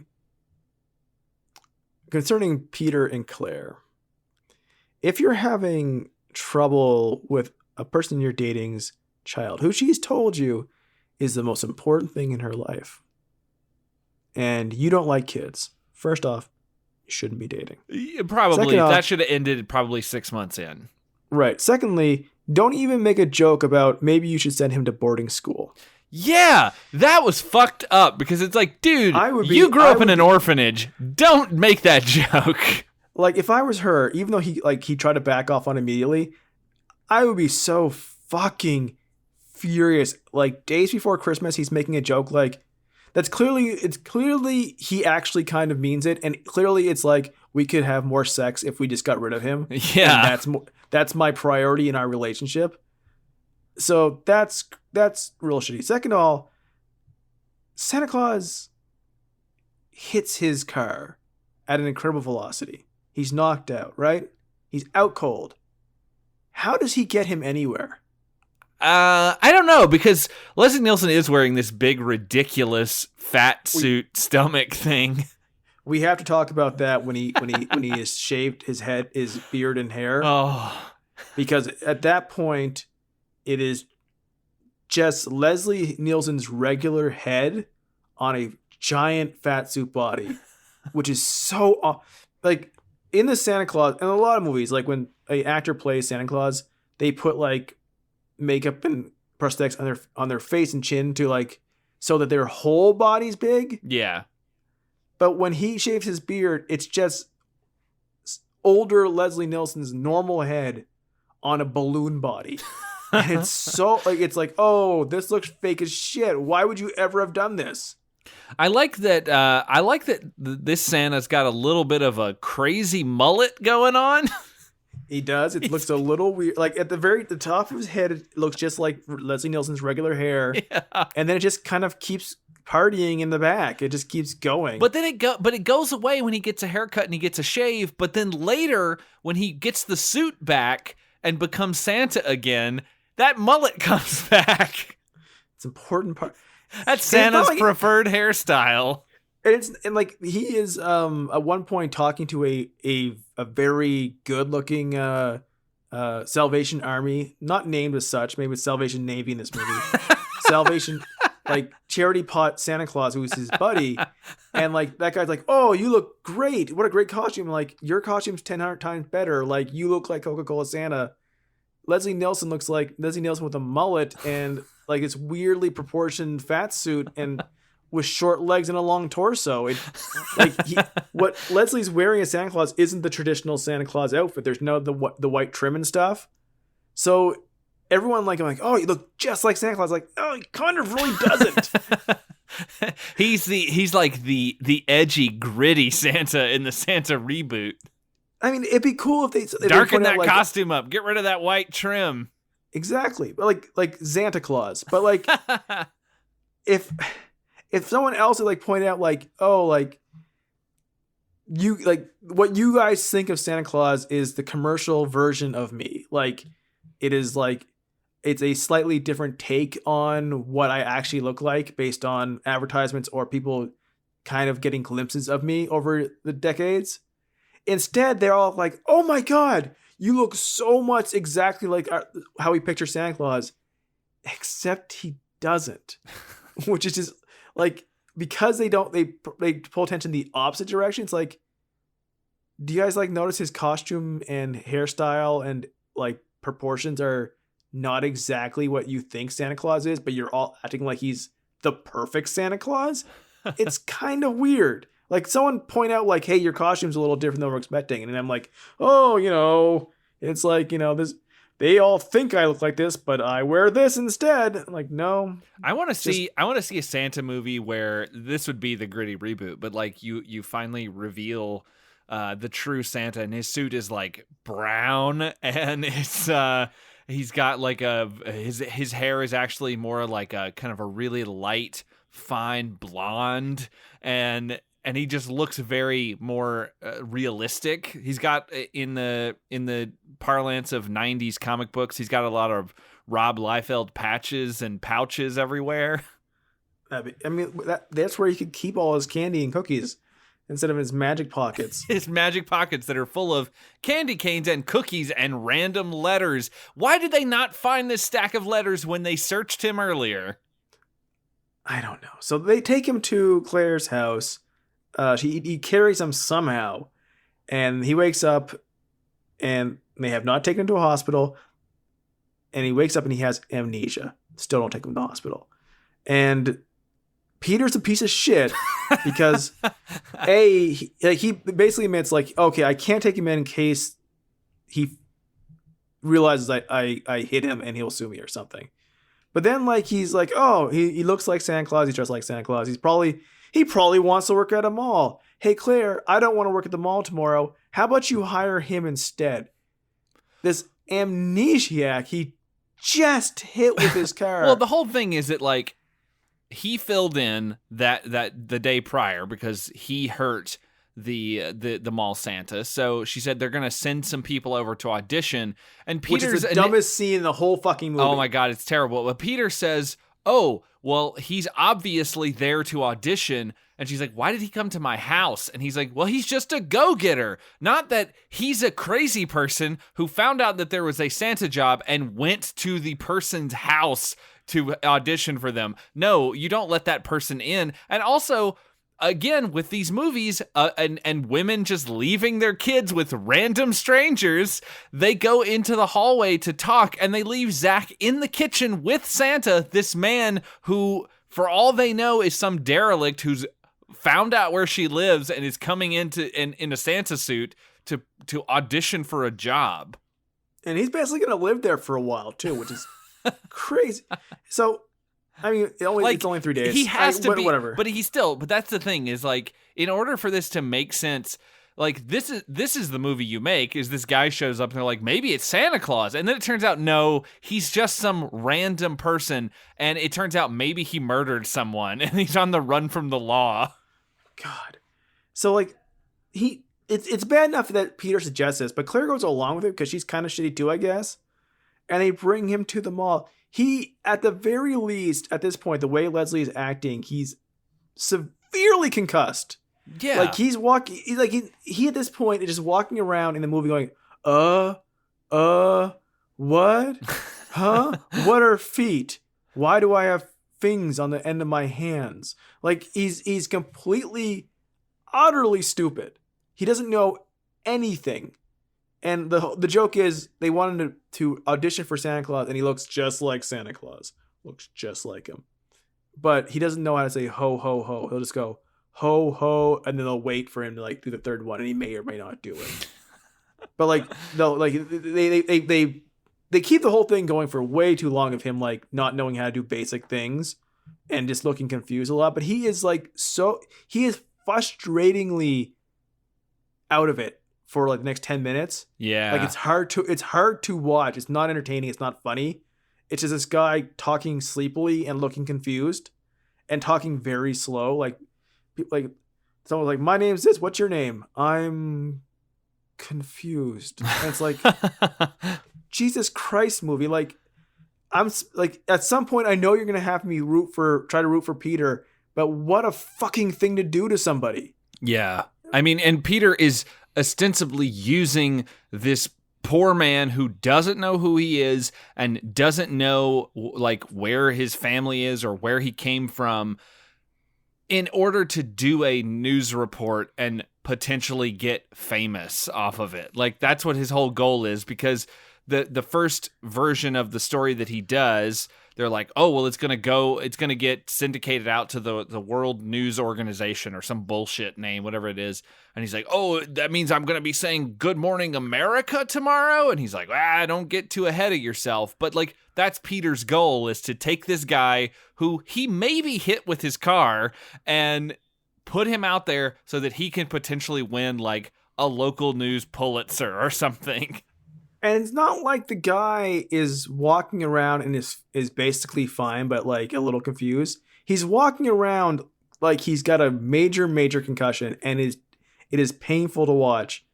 They have him audition to be Santa Claus along with like 4 other guys, and like it's one guy doing a bad stereotypical stand-up act, a skinny guy slapping his tummy and screaming, and one guy tearing his shirt off and screaming, and Nick being Santa Claus and not forgetting how to say ho, ho, ho. He doesn't get the job. Remember this. He doesn't get the job, so he does not get the mall Santa job. They do this stupid montage of these idiots that it's not funny at all. Santa Claus doesn't be Santa Claus. He goes out and he talks to the charity pot Santa, and that's when the charity pot Santa teaches Santa Claus his lesson from part 1 of our show, where he said kids don't appreciate anything anymore. And charity pot Santa's like, I feel bad for the real Santa, because this guy believes in Santa Claus, because he doesn't get to see the kids face to face, and he doesn't get to know how much they appreciate him. Santa Claus apparently knows everything, but apparently doesn't know this. Well, and that sort of helps the movie do away with what we thought was going to be the thing, which was the Christmas is too over commercialized. Because after that, it just goes away. We're not concerned about it anymore.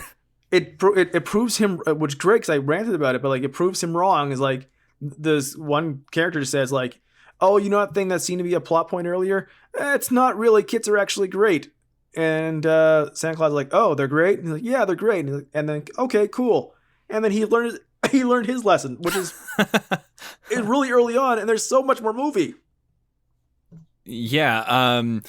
So the Santa that they pick, the skinny guy, he comes in and his ho ho ho turns into a horrible cough, and Peter goes up to try to help him and claps him on the back and ends up throwing the guy through the railing, similarly to how he pulled the other Santa through the railing earlier in the movie. And of course he makes a comment like, oh, you guys should fix these railings. And it's like, Jesus, man. I mean, it's not like this mall has a ton of money that they're just, able to fix these railings constantly. Stop breaking shit. Also, they're falling like 2 feet and breaking limbs, which is weird because this guy breaks his arm, the other guy broke his leg, I think. So in the meantime, we have Nick has gone shopping. Oh my god. Which I don't know where he got money, because later on he gets money for the first time ever and he's excited. So I don't know where he got the money for this. He's now wearing a sports jacket and Hawaiian shirt, and he's dyed his beard and hair brown. This is so fake. It looks so fake. And then they're like, "Oh, we need you to be Santa Claus now." And they wash out the professional dye in like a few minutes. Weird. But this is That's why just shoe polish. He just ran into some random person on the street, and he's like, "I need a haircut." But this is why why did he get a haircut and a shave then? I don't know why. And this is why he didn't get the job in the first place, so they could make this one joke. Because then, like, literally less than 5 minutes after he doesn't get the mall Santa job, he gets the mall Santa job. Yeah, because he's basically the runner-up to the other guy. Despite not being able to say ho, ho, ho, he looked the part, so that's all that matters. Right. And so, because they wanted to do this fucking audition joke, and because they wanted to dye his hair and wear a Hawaiian shirt, like, we had to make this 10 minutes we did not need. He just should have been hired as Santa Claus from the start. Yeah, that's vacation. He's in vacation Santa mode. I mean, we've all seen those ornaments where Santa Claus is like gone fishing. But then we have he goes to sit down on Santa's throne. And Throne of Skulls, yes. Throne of Skulls. And like every time he sits down, they act like his butt is full of magical electricity, and like starts the lights and music behind him. Then he would stand up and it would go stop, and they sit down like, "Oh, it's a Santa Claus magic." Turns out it's just a short in electricity. Funny. Then we find out Santa has a beeper. Wait, what does he have a beep? Oh, that's right. He has a low jack on his sleigh. Yeah, the elves, which I forgot in the movie, but they're fucking abrasive as shit, are like, "Oh, we've been sending messages to Santa Claus's beeper all day, and he's not answering it." I'm like, that's right. One thing that I like, and I will kind of, it's a very small detail, and it's a small thing that ultimately doesn't matter, but it shows that there was someone, potentially a production designer or an art director, who put some thought into it, because on the map, when they're looking where the dot is, the map is from the perspective of the North Pole. So you see the continents kind of stretched out around it, with the North Pole being the central point, and everything else is sort of fanning out around it. And I was like, oh, they didn't just slap up a normal map on the wall, and as we're used to seeing it. They actually, someone thought, oh, of course their map would be from the perspective of where they are on the Earth. And I was like, that's kind of cool. But that's it. I mean, it's literally on screen for 2 seconds, and then that's it. So it's irritating. And then we see the elves traveling by plane. I don't know where they first got on the plane, but they're traveling pre 9/11, and they're getting their bags checked, and the TSA agents are making fun of their ears and do a Spock impression. Oh, yeah. This is going on forever. And then the elves are literally threatening them, like, open those out at your own risk. And each bag attacks them first with like springy snakes, chattering teeth. And it's like they're sitting there like, keep on opening them, keep getting hurt. And finally the agents are like, just let them go so they don't have to deal with them. Like, wow, this aged so quickly where you would attack the screening process and they'd be like, fuck it. And they're so aggressive about it. But also, Santa and his elves are magic. They do not. I mean, I guess it makes sense that they don't just like teleport there, because then it's like, well, why wouldn't they be able to just teleport directly to where Santa is? Like, it just feels so weird to take this ultimately magical creature, Santa Claus, who travels around the world in one night and gives gifts to good little boys and girls, and then ground it so hard in reality that the elves have to fucking fly down there on an airplane, and they have to go through the airport. Like, it's just so weird. It's so weird. And like they ground it even further later when Santa Claus magically like puts his clothes back on. We'll get there, but like he magically turns back into his normal Santa clothes. Yes, use that magic elsewhere. But Max, the main elf, is like, how the hell did you do that? Like, fucker, you live in the North Pole. You're an elf. What do you mean? How does he do that? You're not the character on screen who's supposed to be surprised by it. Everyone else is, not you, except for you're the biggest actor on the screen besides Leslie Nielsen. Like, they gave him that line. I'm like, why would he be the one who would be confused by Santa Claus using magic? He lives in the North Pole with Santa Claus. He's almost his boss. Yeah, around this point in the movie, this is when they run like the first series of stories where Peter is trying to find Nick's family. Everybody just calls Santa Nick because that's what his name is. When did that happen? Like, did he say, like, I remember my name's Nick? Because all of a sudden, as far as I could tell by the 50% I was watching at this point, like, everyone just started calling him Nick. I'm like, how the fuck did they know his name I was wonder Nick? if they were just like fucking with him. They're like, yeah, okay, Nick. Because that may be it. But like, they cut to a retirement home, and there's some people watching the story, and there's an old man, and he's watching the report. And the old man jumped out at me because I was like, oh, I know who that is. It's an actor, a character actor named Aaron Tager, and I know him best because he played Dr. Vink in the Are You Afraid of the Dark series. He recurred a bunch of times throughout a bunch of different stories. He was the guy who like always had some weird scheme going on and did horrific things to people, and he's great in that show. But he popped up, and I was like, oh, okay, that guy looks really familiar. That's a weird thing.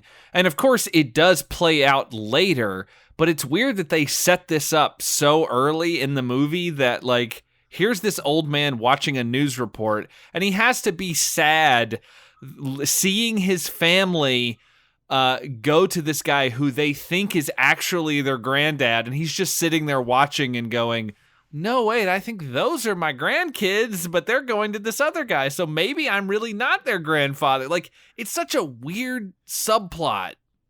It's weird in a couple ways. Like, it's weird they introduced it early because I didn't see it coming. Because it just seems like they show people trying to, like, it becomes a national sensation. They literally have the titular line with Santa Who in this part.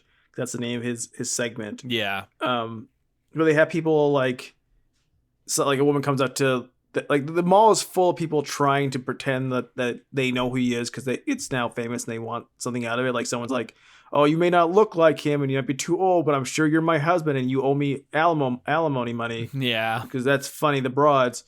But, like, he's this old man. If you were going to do a story in your movie where his grandkids were going to say, like, oh, this guy who with amnesia, who's actually Santa Claus, we know as the audience, looks just like our granddad who disappeared. It's probably him. And you were actually going to show the actual grandpa, you would make him look like Leslie Nielsen without a beard. Just let Leslie Nielsen play that character too, because they're never on screen together. Like they do this. They have like a drawing. Let's add some wrinkles to your grandpa's last picture. Age him up. Take off the. It's the same guy. It's not at all.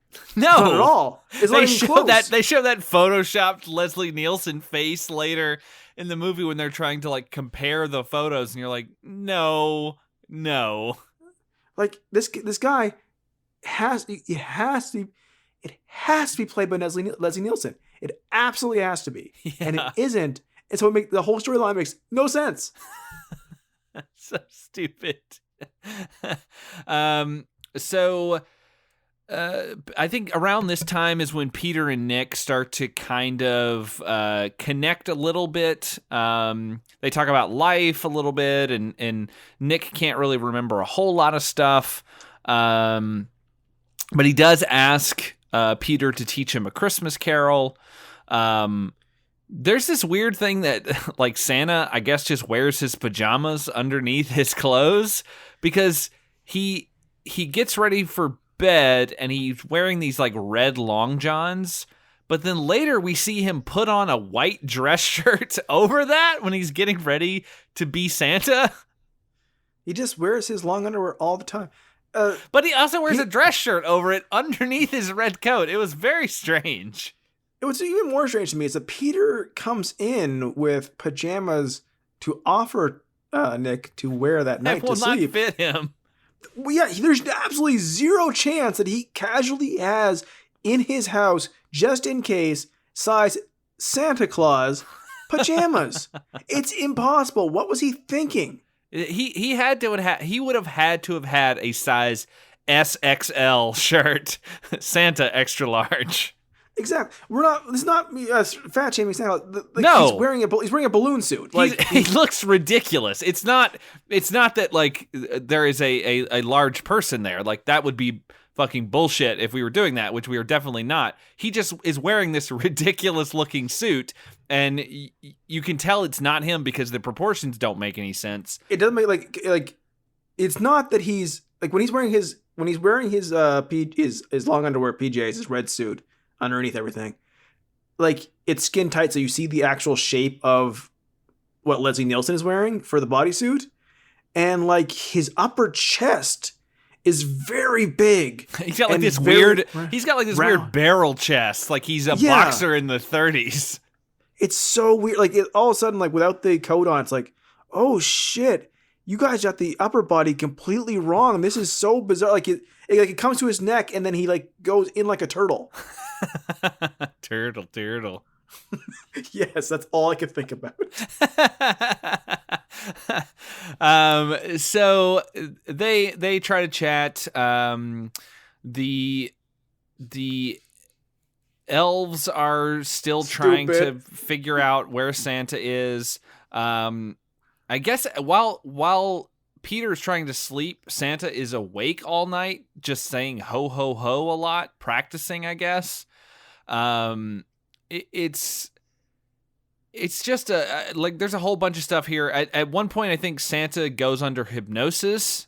This is around this time, and this is when he lays out all that information about animals and little people and all of this, and like flying and all this stuff. And that's where they little put it. People. They're the same height as him.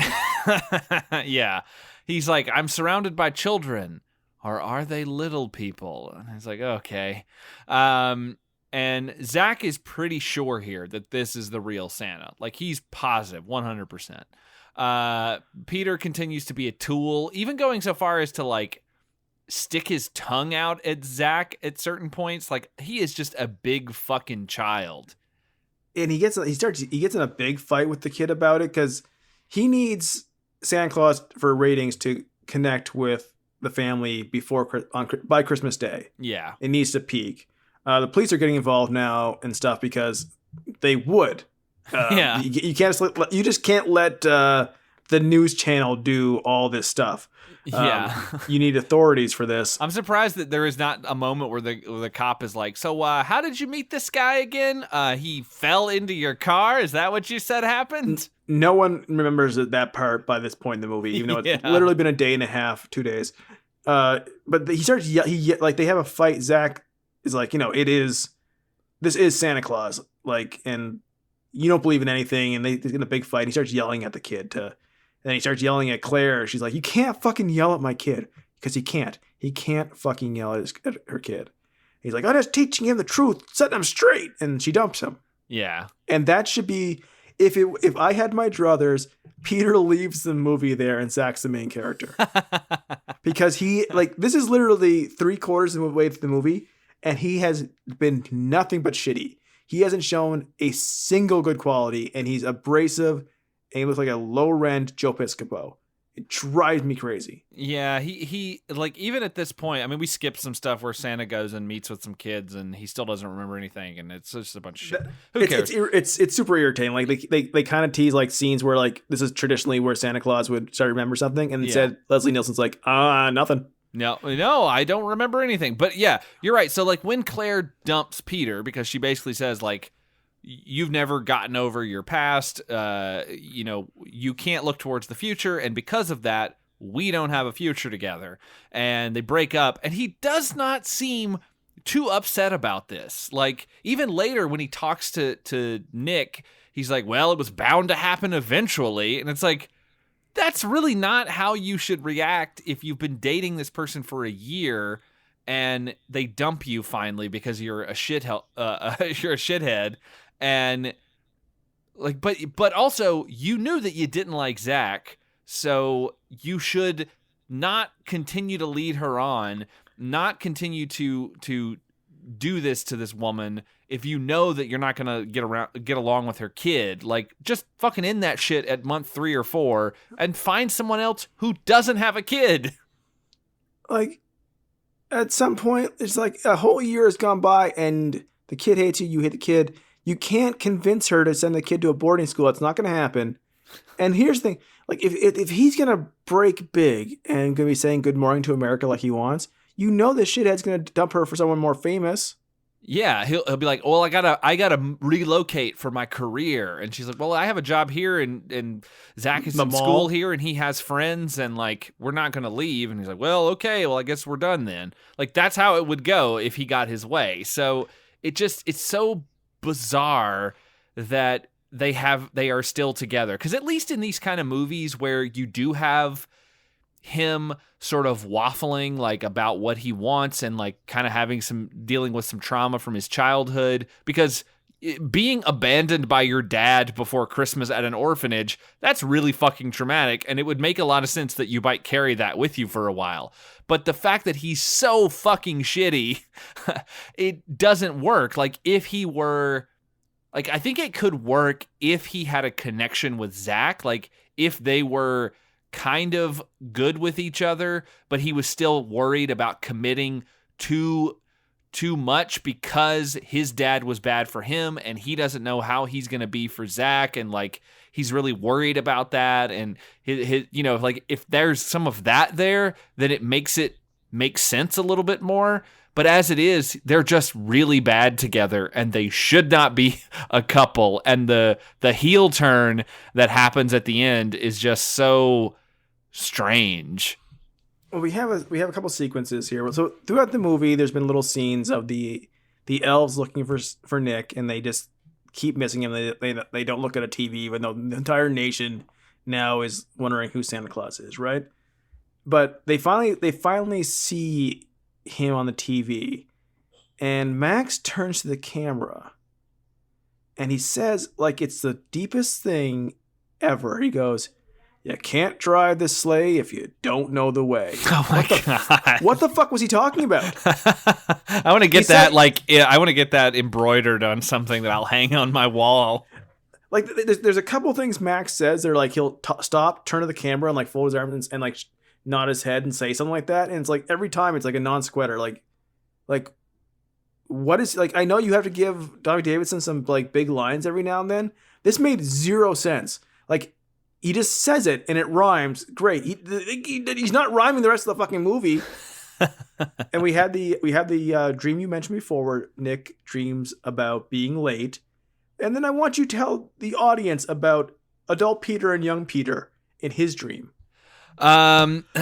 So he talks about the dream he had, which was it's back in the orphanage where we started the movie. And he reveals to Santa, when he's talking about it after the fact, that his mother died when he was 7, and he was writing a letter and all this stuff. And we see all this play out again, but it's Rashomon style filtered, because the lady, who we learn is named Greta, is extremely mean. She comes up and she's like, "I got off the phone with your father and he's never coming to get you." And she's cackling, and she grabs his letter and chucks it into the fire in a very gleeful manner. Like, and we have the dream version of Peter switch back and forth between adult Peter and child Peter. It's very, very strange. It's not fun seeing his adult head on that little like Pinocchio body, wearing that little ventriloquist outfit. And he explains this dream to Santa, and we get what we kind of talked about in part 1. We didn't necessarily connect it to a particular tradition, but we did make a comment about, maybe burning the letter sends the sparks up, and that's the quickest way to get it to Santa. And turns out, according to this film at least, who knows if this is actually true, but Santa reveals that if Greta was Danish or Scandinavian, there is a tradition of burning letters to Santa because those countries thought that, well, not countries, those people thought that the smoke would carry the messages to the North Pole faster. And then Santa goes, I don't know why I know that. But so we were kind of right. Like, there was a reason that she burned that letter, and Santa reaching out and grabbing at the embers at the beginning makes sense, because at the end we see it happen again.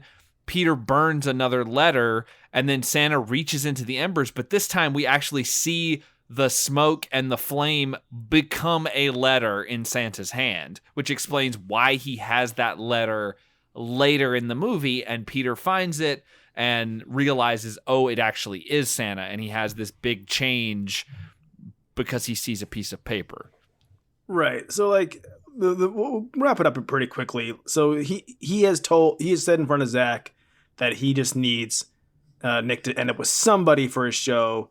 Zach is mad at him, runs away, and like Zach is now determined to find a way to make Santa remember who he is. That he is not this family's grandpa, and he's going to the sleigh to find evidence. Oh, we dare to say that when this family comes up and to the mall and they film it, and Nick is reunited with these people and he thinks it's great, and Nick talks to Zach and says, "Oh, I was almost convinced I was the real Santa." He gives his Santa uniform to the bell ringer Santa, and then Peter gives Nick his cell phone so they can keep in touch.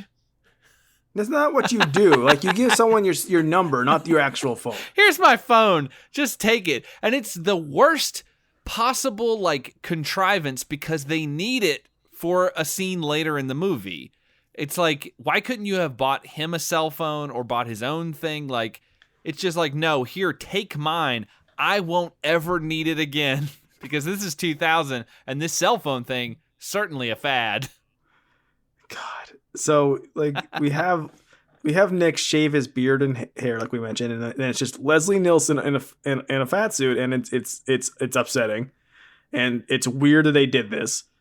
But so the elves now know that it's Peter's fault that Santa has amnesia, or they know he's the key, so they can't find Santa Claus, but they can immediately find Peter in the street. Yeah, and Peter at this point is completely on their side, like. In theory, he's already found like the letter. Yeah. To his letter from Santa Claus. He's had a conversation with Santa where Santa Claus knew about his letter and then said, "I don't know why I know that," because it's annoying every time he does that. Well, no, what Santa says is pretty fucking brutal. He says, "How did you know that I asked for a happy family for Christmas?" He goes, "What else would an orphan ask for?" Yeah, it's brutal as shit. I mean, like, Jesus, Santa. Santa's spouting the truth. He's just spitting fire at orphans. But he finds the letter because Grady, the bell ringer Santa, looks in the pockets, finds a bunch of letters. They end up with Peter, and then he goes through them suddenly and finds his letter and realizes, oh shit, it's actually true. He calls Nick on his cell phone. Thank God he has it, and is trying to figure out what happens. And he tells Santa to go to this store called Toys Galore because he knows that Claire and Zach will be there. And the elves who have taken over the satellite truck, all of a sudden, Peter's assistant is back in the movie. Yes. She's in the truck with the elves. And then the elves just beat the shit out of him with toys for a while. And she seems fine with it? She seems, well, wouldn't you be if it was Peter? Well, yes, but I thought there was going to be like some reveal because she seems to be laughing along with them. Like, I wonder if there was going to be like a reveal where she took her hat off or something and had pointy ears. I thought that might be a chance for that too. Instead, it's just the elves who he is now 100% the same page as them, just beat him up for a while and yell at him because the elves are jerks. And, God, it just kind of wraps up from there. Like, Zach goes to Toys Galore. Yeah. Which is a store seemingly in a mall or an airport. It's hard to tell, but it's in this very big structure, bigger toy store than we have now. I mean, in fact, most of them are gone.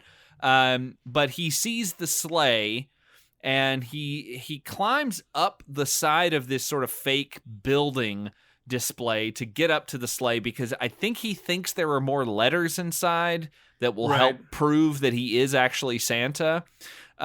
He gets in there, the sleigh starts to fall, Santa climbs up the building, so we get a guy dressed like Leslie Nielsen climbing up the side of this building.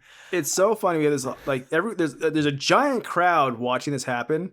This kid who might fall 10 feet in a sleigh. It's not like he's falling off the side of a building. No, I mean, he would get hurt, but he would probably not die, more than likely. But people are acting like he's going to die, but none of them move.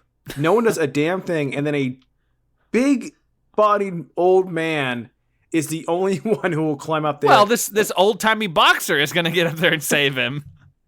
And he's going to go up there, and he's going to add his body weight to the sleigh? He tries to get Zach out, and Zach can't get out for whatever reason. So he climbs in with him, and it proceeds to fall off the roof, but it hovers right before it hits the ground. Everyone sees it. Suddenly, that's all it took, apparently. Suddenly, Santa remembers everything.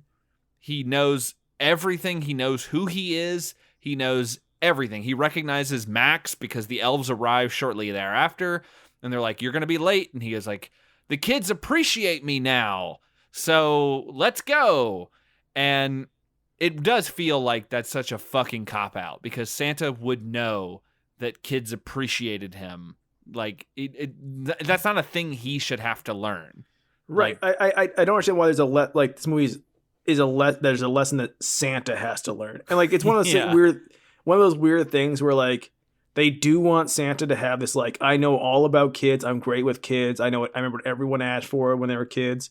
But at the same time, I don't know kids. Like, he can't be both. And he's both in this movie, and it's irritating. Like, if it had stuck with the, like, over commercialization angle that we thought it was going to go with, that would work better, because then it would allow everyone else to learn a lesson. Like, Santa would remember who he is because everybody else around him would remember what gift giving and like Christmas was all about. By which I mean Jesus. Yeah, it does. But like, this movie does not bring up Jesus a single time, which is bizarre because, as everyone knows, he is the reason for the season. His birth and like the eventual like forgiveness of all our sins, but the Santa Claus too. But he also takes a big shot at catalogs, because Peter says, "I'm going to buy everyone this," and he shows like the catalogs. And you're like, and Santa Claus is like, "Oh, you're going to give him catalogs?" He's like, "No, I can finish my shopping in a half hour thanks to these catalogs." Oh, catalogs. I'm like, fucking, this Santa Claus must hate Amazon and gift cards, because shit just got a lot worse than that. Yeah, but he remembers they go. There is the worst. Oh my God, bad movies do this a lot. But there is a shot of a cab with the sleigh on top of it. The cab has blacked out windows, so you cannot see inside it. And it's just a shot of the cab driving down a street while a bunch of people talk over the footage. So there's Santa saying stuff, and Max is saying stuff, and Zach and Peter and Claire, and everyone's talking over this footage of a cab with black windows driving along a street as if they're all crammed inside, I guess. When in fact, like, I would have trouble thinking even Santa himself would be fit in that cab. They get to the Christmas tree lot where the reindeer are. They get into an argument with tree lot guard Red Green, Steve Smith himself. More cops show up. The elves threaten them. And we don't see what the elves do. We only see Santa's bemused reactions, and then we cut back to the cops who have all been tied up, and they're just left there. And they say the elves can't all fit in the sleigh because also Zach and Claire and Peter have to go too. But the elves get very excited about upgrades back to the North Pole, along with peanuts and in-flight movies. It's stupid. Once again, that this Bobby Monahan actor just drove me nuts because it's just him. But like they act like okay, they can't get in the sleigh because the family has to get in the sleigh, and they act like they have to fly back to North Pole alone because the family's going with Santa Claus to North Pole, except they aren't. He's just going across town. Yeah. Eventually, they don't the family doesn't go with Santa Claus around the world. They make a point of it. It's just Max and Santa Claus. They could have just dropped off the family and come back and got the other elves. Or let the family, said your goodbyes to the family there instead of a few blocks over. This seemed really like they had this joke they wanted to make, and then they realized, oh shit, we aren't taking Zach around the planet. Yeah, let's leave the scene in though. Let's just leave the scene in. It's gold, baby. It's gold. That's good shit, pal. They take off in the sleigh. They end up back near the mall because Santa needs to get the suit back from Grady. At the same time, Peter asks Claire to marry him and says that he wants a family. Fuck that. Yeah. Nick, just by holding the suit, can transform back into regular Santa. The suit appears on his body. His beard is back. It shocks weird. Max, which is weird. Yeah. This is where as Peter, you said, Max shouldn't be surprised by this. This is where Peter should have said something. This is Peter's line, not Max's line. And Santa turns to Peter and he's like, "Can you help me?" And Peter's like, "I would, but I actually have a family to spend Christmas with this year, so fuck off, Santa." Like that, it feels very much like you're like a friend of yours who needs help doing something, and you're like, "Yeah, I would, but I've got better things to do." Then Santa Claus is like, "I was hoping you'd say that." Like, then why did you ask him? Was it his last test? Like, would you annul his fiancé-ness if he had said it wrong? Yeah. Like, what if he said, "Sure, Santa, I want to help everyone in the world right now." And he's like, "Well, that was the wrong answer. You're going to hell." Like, what? This is also where, when they get engaged, he makes up with Claire, and Claire apologizes to him. And I was so angry. And yes, he does say, "No, I'm sorry." Don't have her say that. Yeah, she doesn't need to say, in his proposal, it should be "I realize that I have been awful. Wrong about everything. I realize that I've been the worst. I realize that, I was the cause of all of our issues, and I didn't want to admit what this was, and I didn't want to deal with the problems from my childhood. I'm really sorry. I realize that not having you in my life, not having Zach in my life, that's not a life that I want to live. I need you guys. You are my family, and will you marry me?" And she could say, "Yes, I agree with that. You were a piece of shit, and yes, I will marry you." That's how it needs to go. Instead, she apologized to him like she thought, "Oh my God, I can't believe I said go away to this dick that I like so much." I mean, yeah, I guess it must be very good. Peter's hung like a fucking candy cane, I guess. A big one. One of those big ones with extra chocolates inside, the plastic ones. His dick is full of little knockoff M&Ms.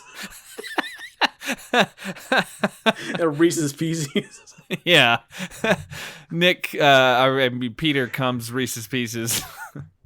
Just the famous taste of Reese's peanut butter and a gum candy shell.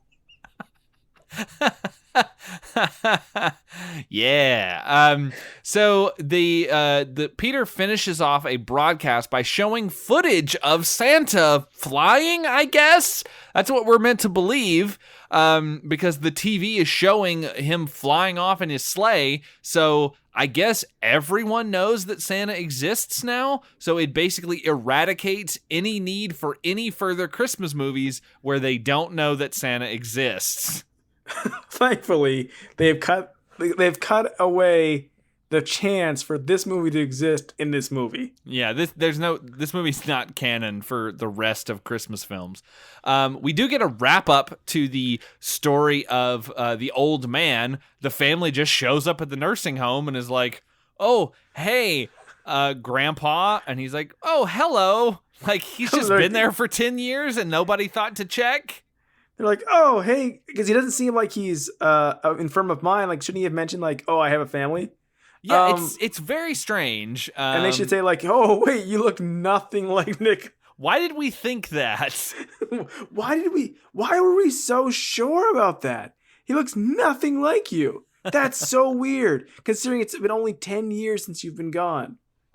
Yeah. We thought you turned into an entirely different person between ages 60 and 70. Peter writes a letter thanking Santa for fulfilling his Christmas wish. He burns it. It goes up the chimney. Santa grabs it from the air and it becomes a letter, as I mentioned earlier. And then we have this little last scene with Santa and Max in the sleigh. And Max is trying to keep Santa focused on the job at hand.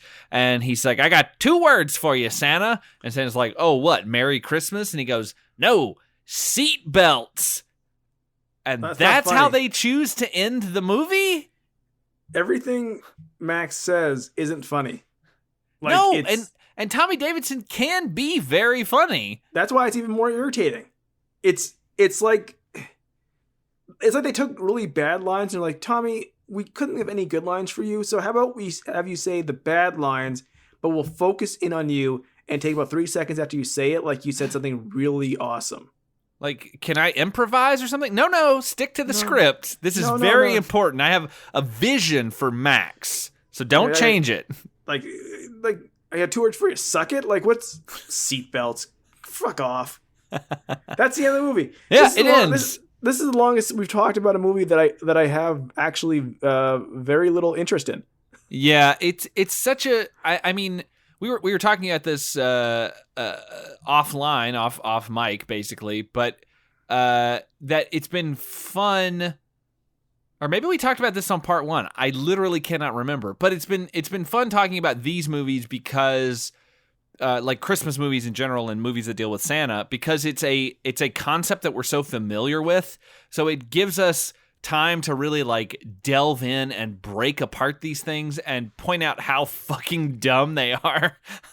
Well, like as our depth of Santa movies constantly increases as we cover Santa Christmas in more and more months, like we have more to compare and contrast. Like it's like everyone probably listening to this knows the Santa Claus tropes, so we can build off that, and also we can compare and contrast it to other terrible Santa Claus movies because we've watched so a many lot of them, and it's like it's such a simple thing to do in theory, but like so many movies just want to just take these weird circular paths through their plot that just make all the characters more irritating. Yeah. And it's like, why would you make the protagonists likable? Is that hard? Don't make it a mystery that he's Santa Claus because we know he is. Don't make him really slowly confused like he's got brain damage. That'd be nice. Don't make the elves irritating. That'd be great. Don't make Santa Claus's son to be this really weird, slow-talking loser. Don't make up a whole story about how Santa Claus's son has to get married by noon on December 25th and then drop it. Like, just don't do these things, and you can have like, because in the end, these movies have zero depth like of character. Everyone's really surface. So just make a fun movie. Make a fun movie. Don't give us like, oh, we have to make these characters shitty so that they learn a lesson at the end. That means I had to watch 45 to 80 minutes of a character being shitty before I get anything out of this movie. Yeah. So I will say that before we wrap this up, I think that it would be a good idea to maybe mention a couple of good Santa movies that you could watch, just to clear your palate if you're so inclined to keep the festivities going, or you can just put them on the back burner for for the actual holiday season.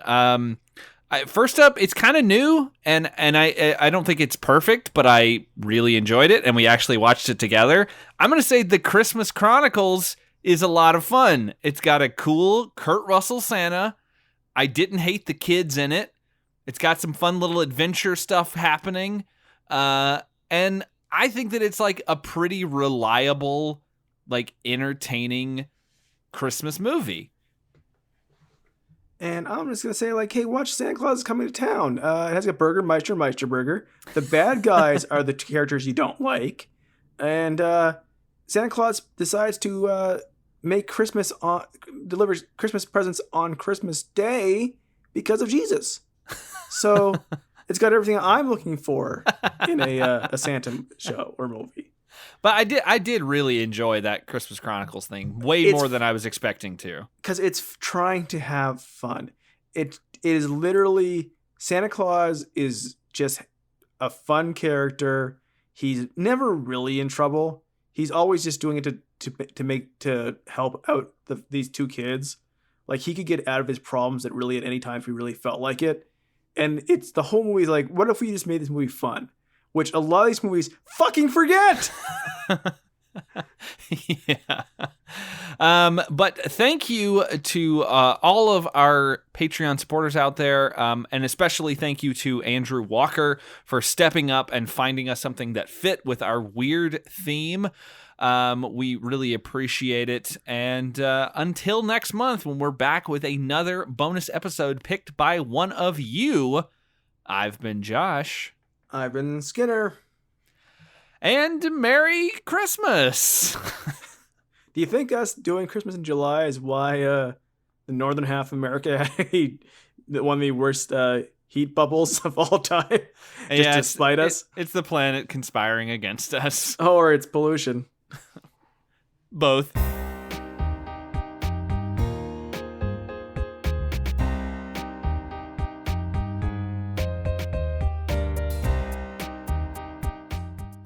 If you like the show, subscribe, rate, and review us over at Apple Podcasts.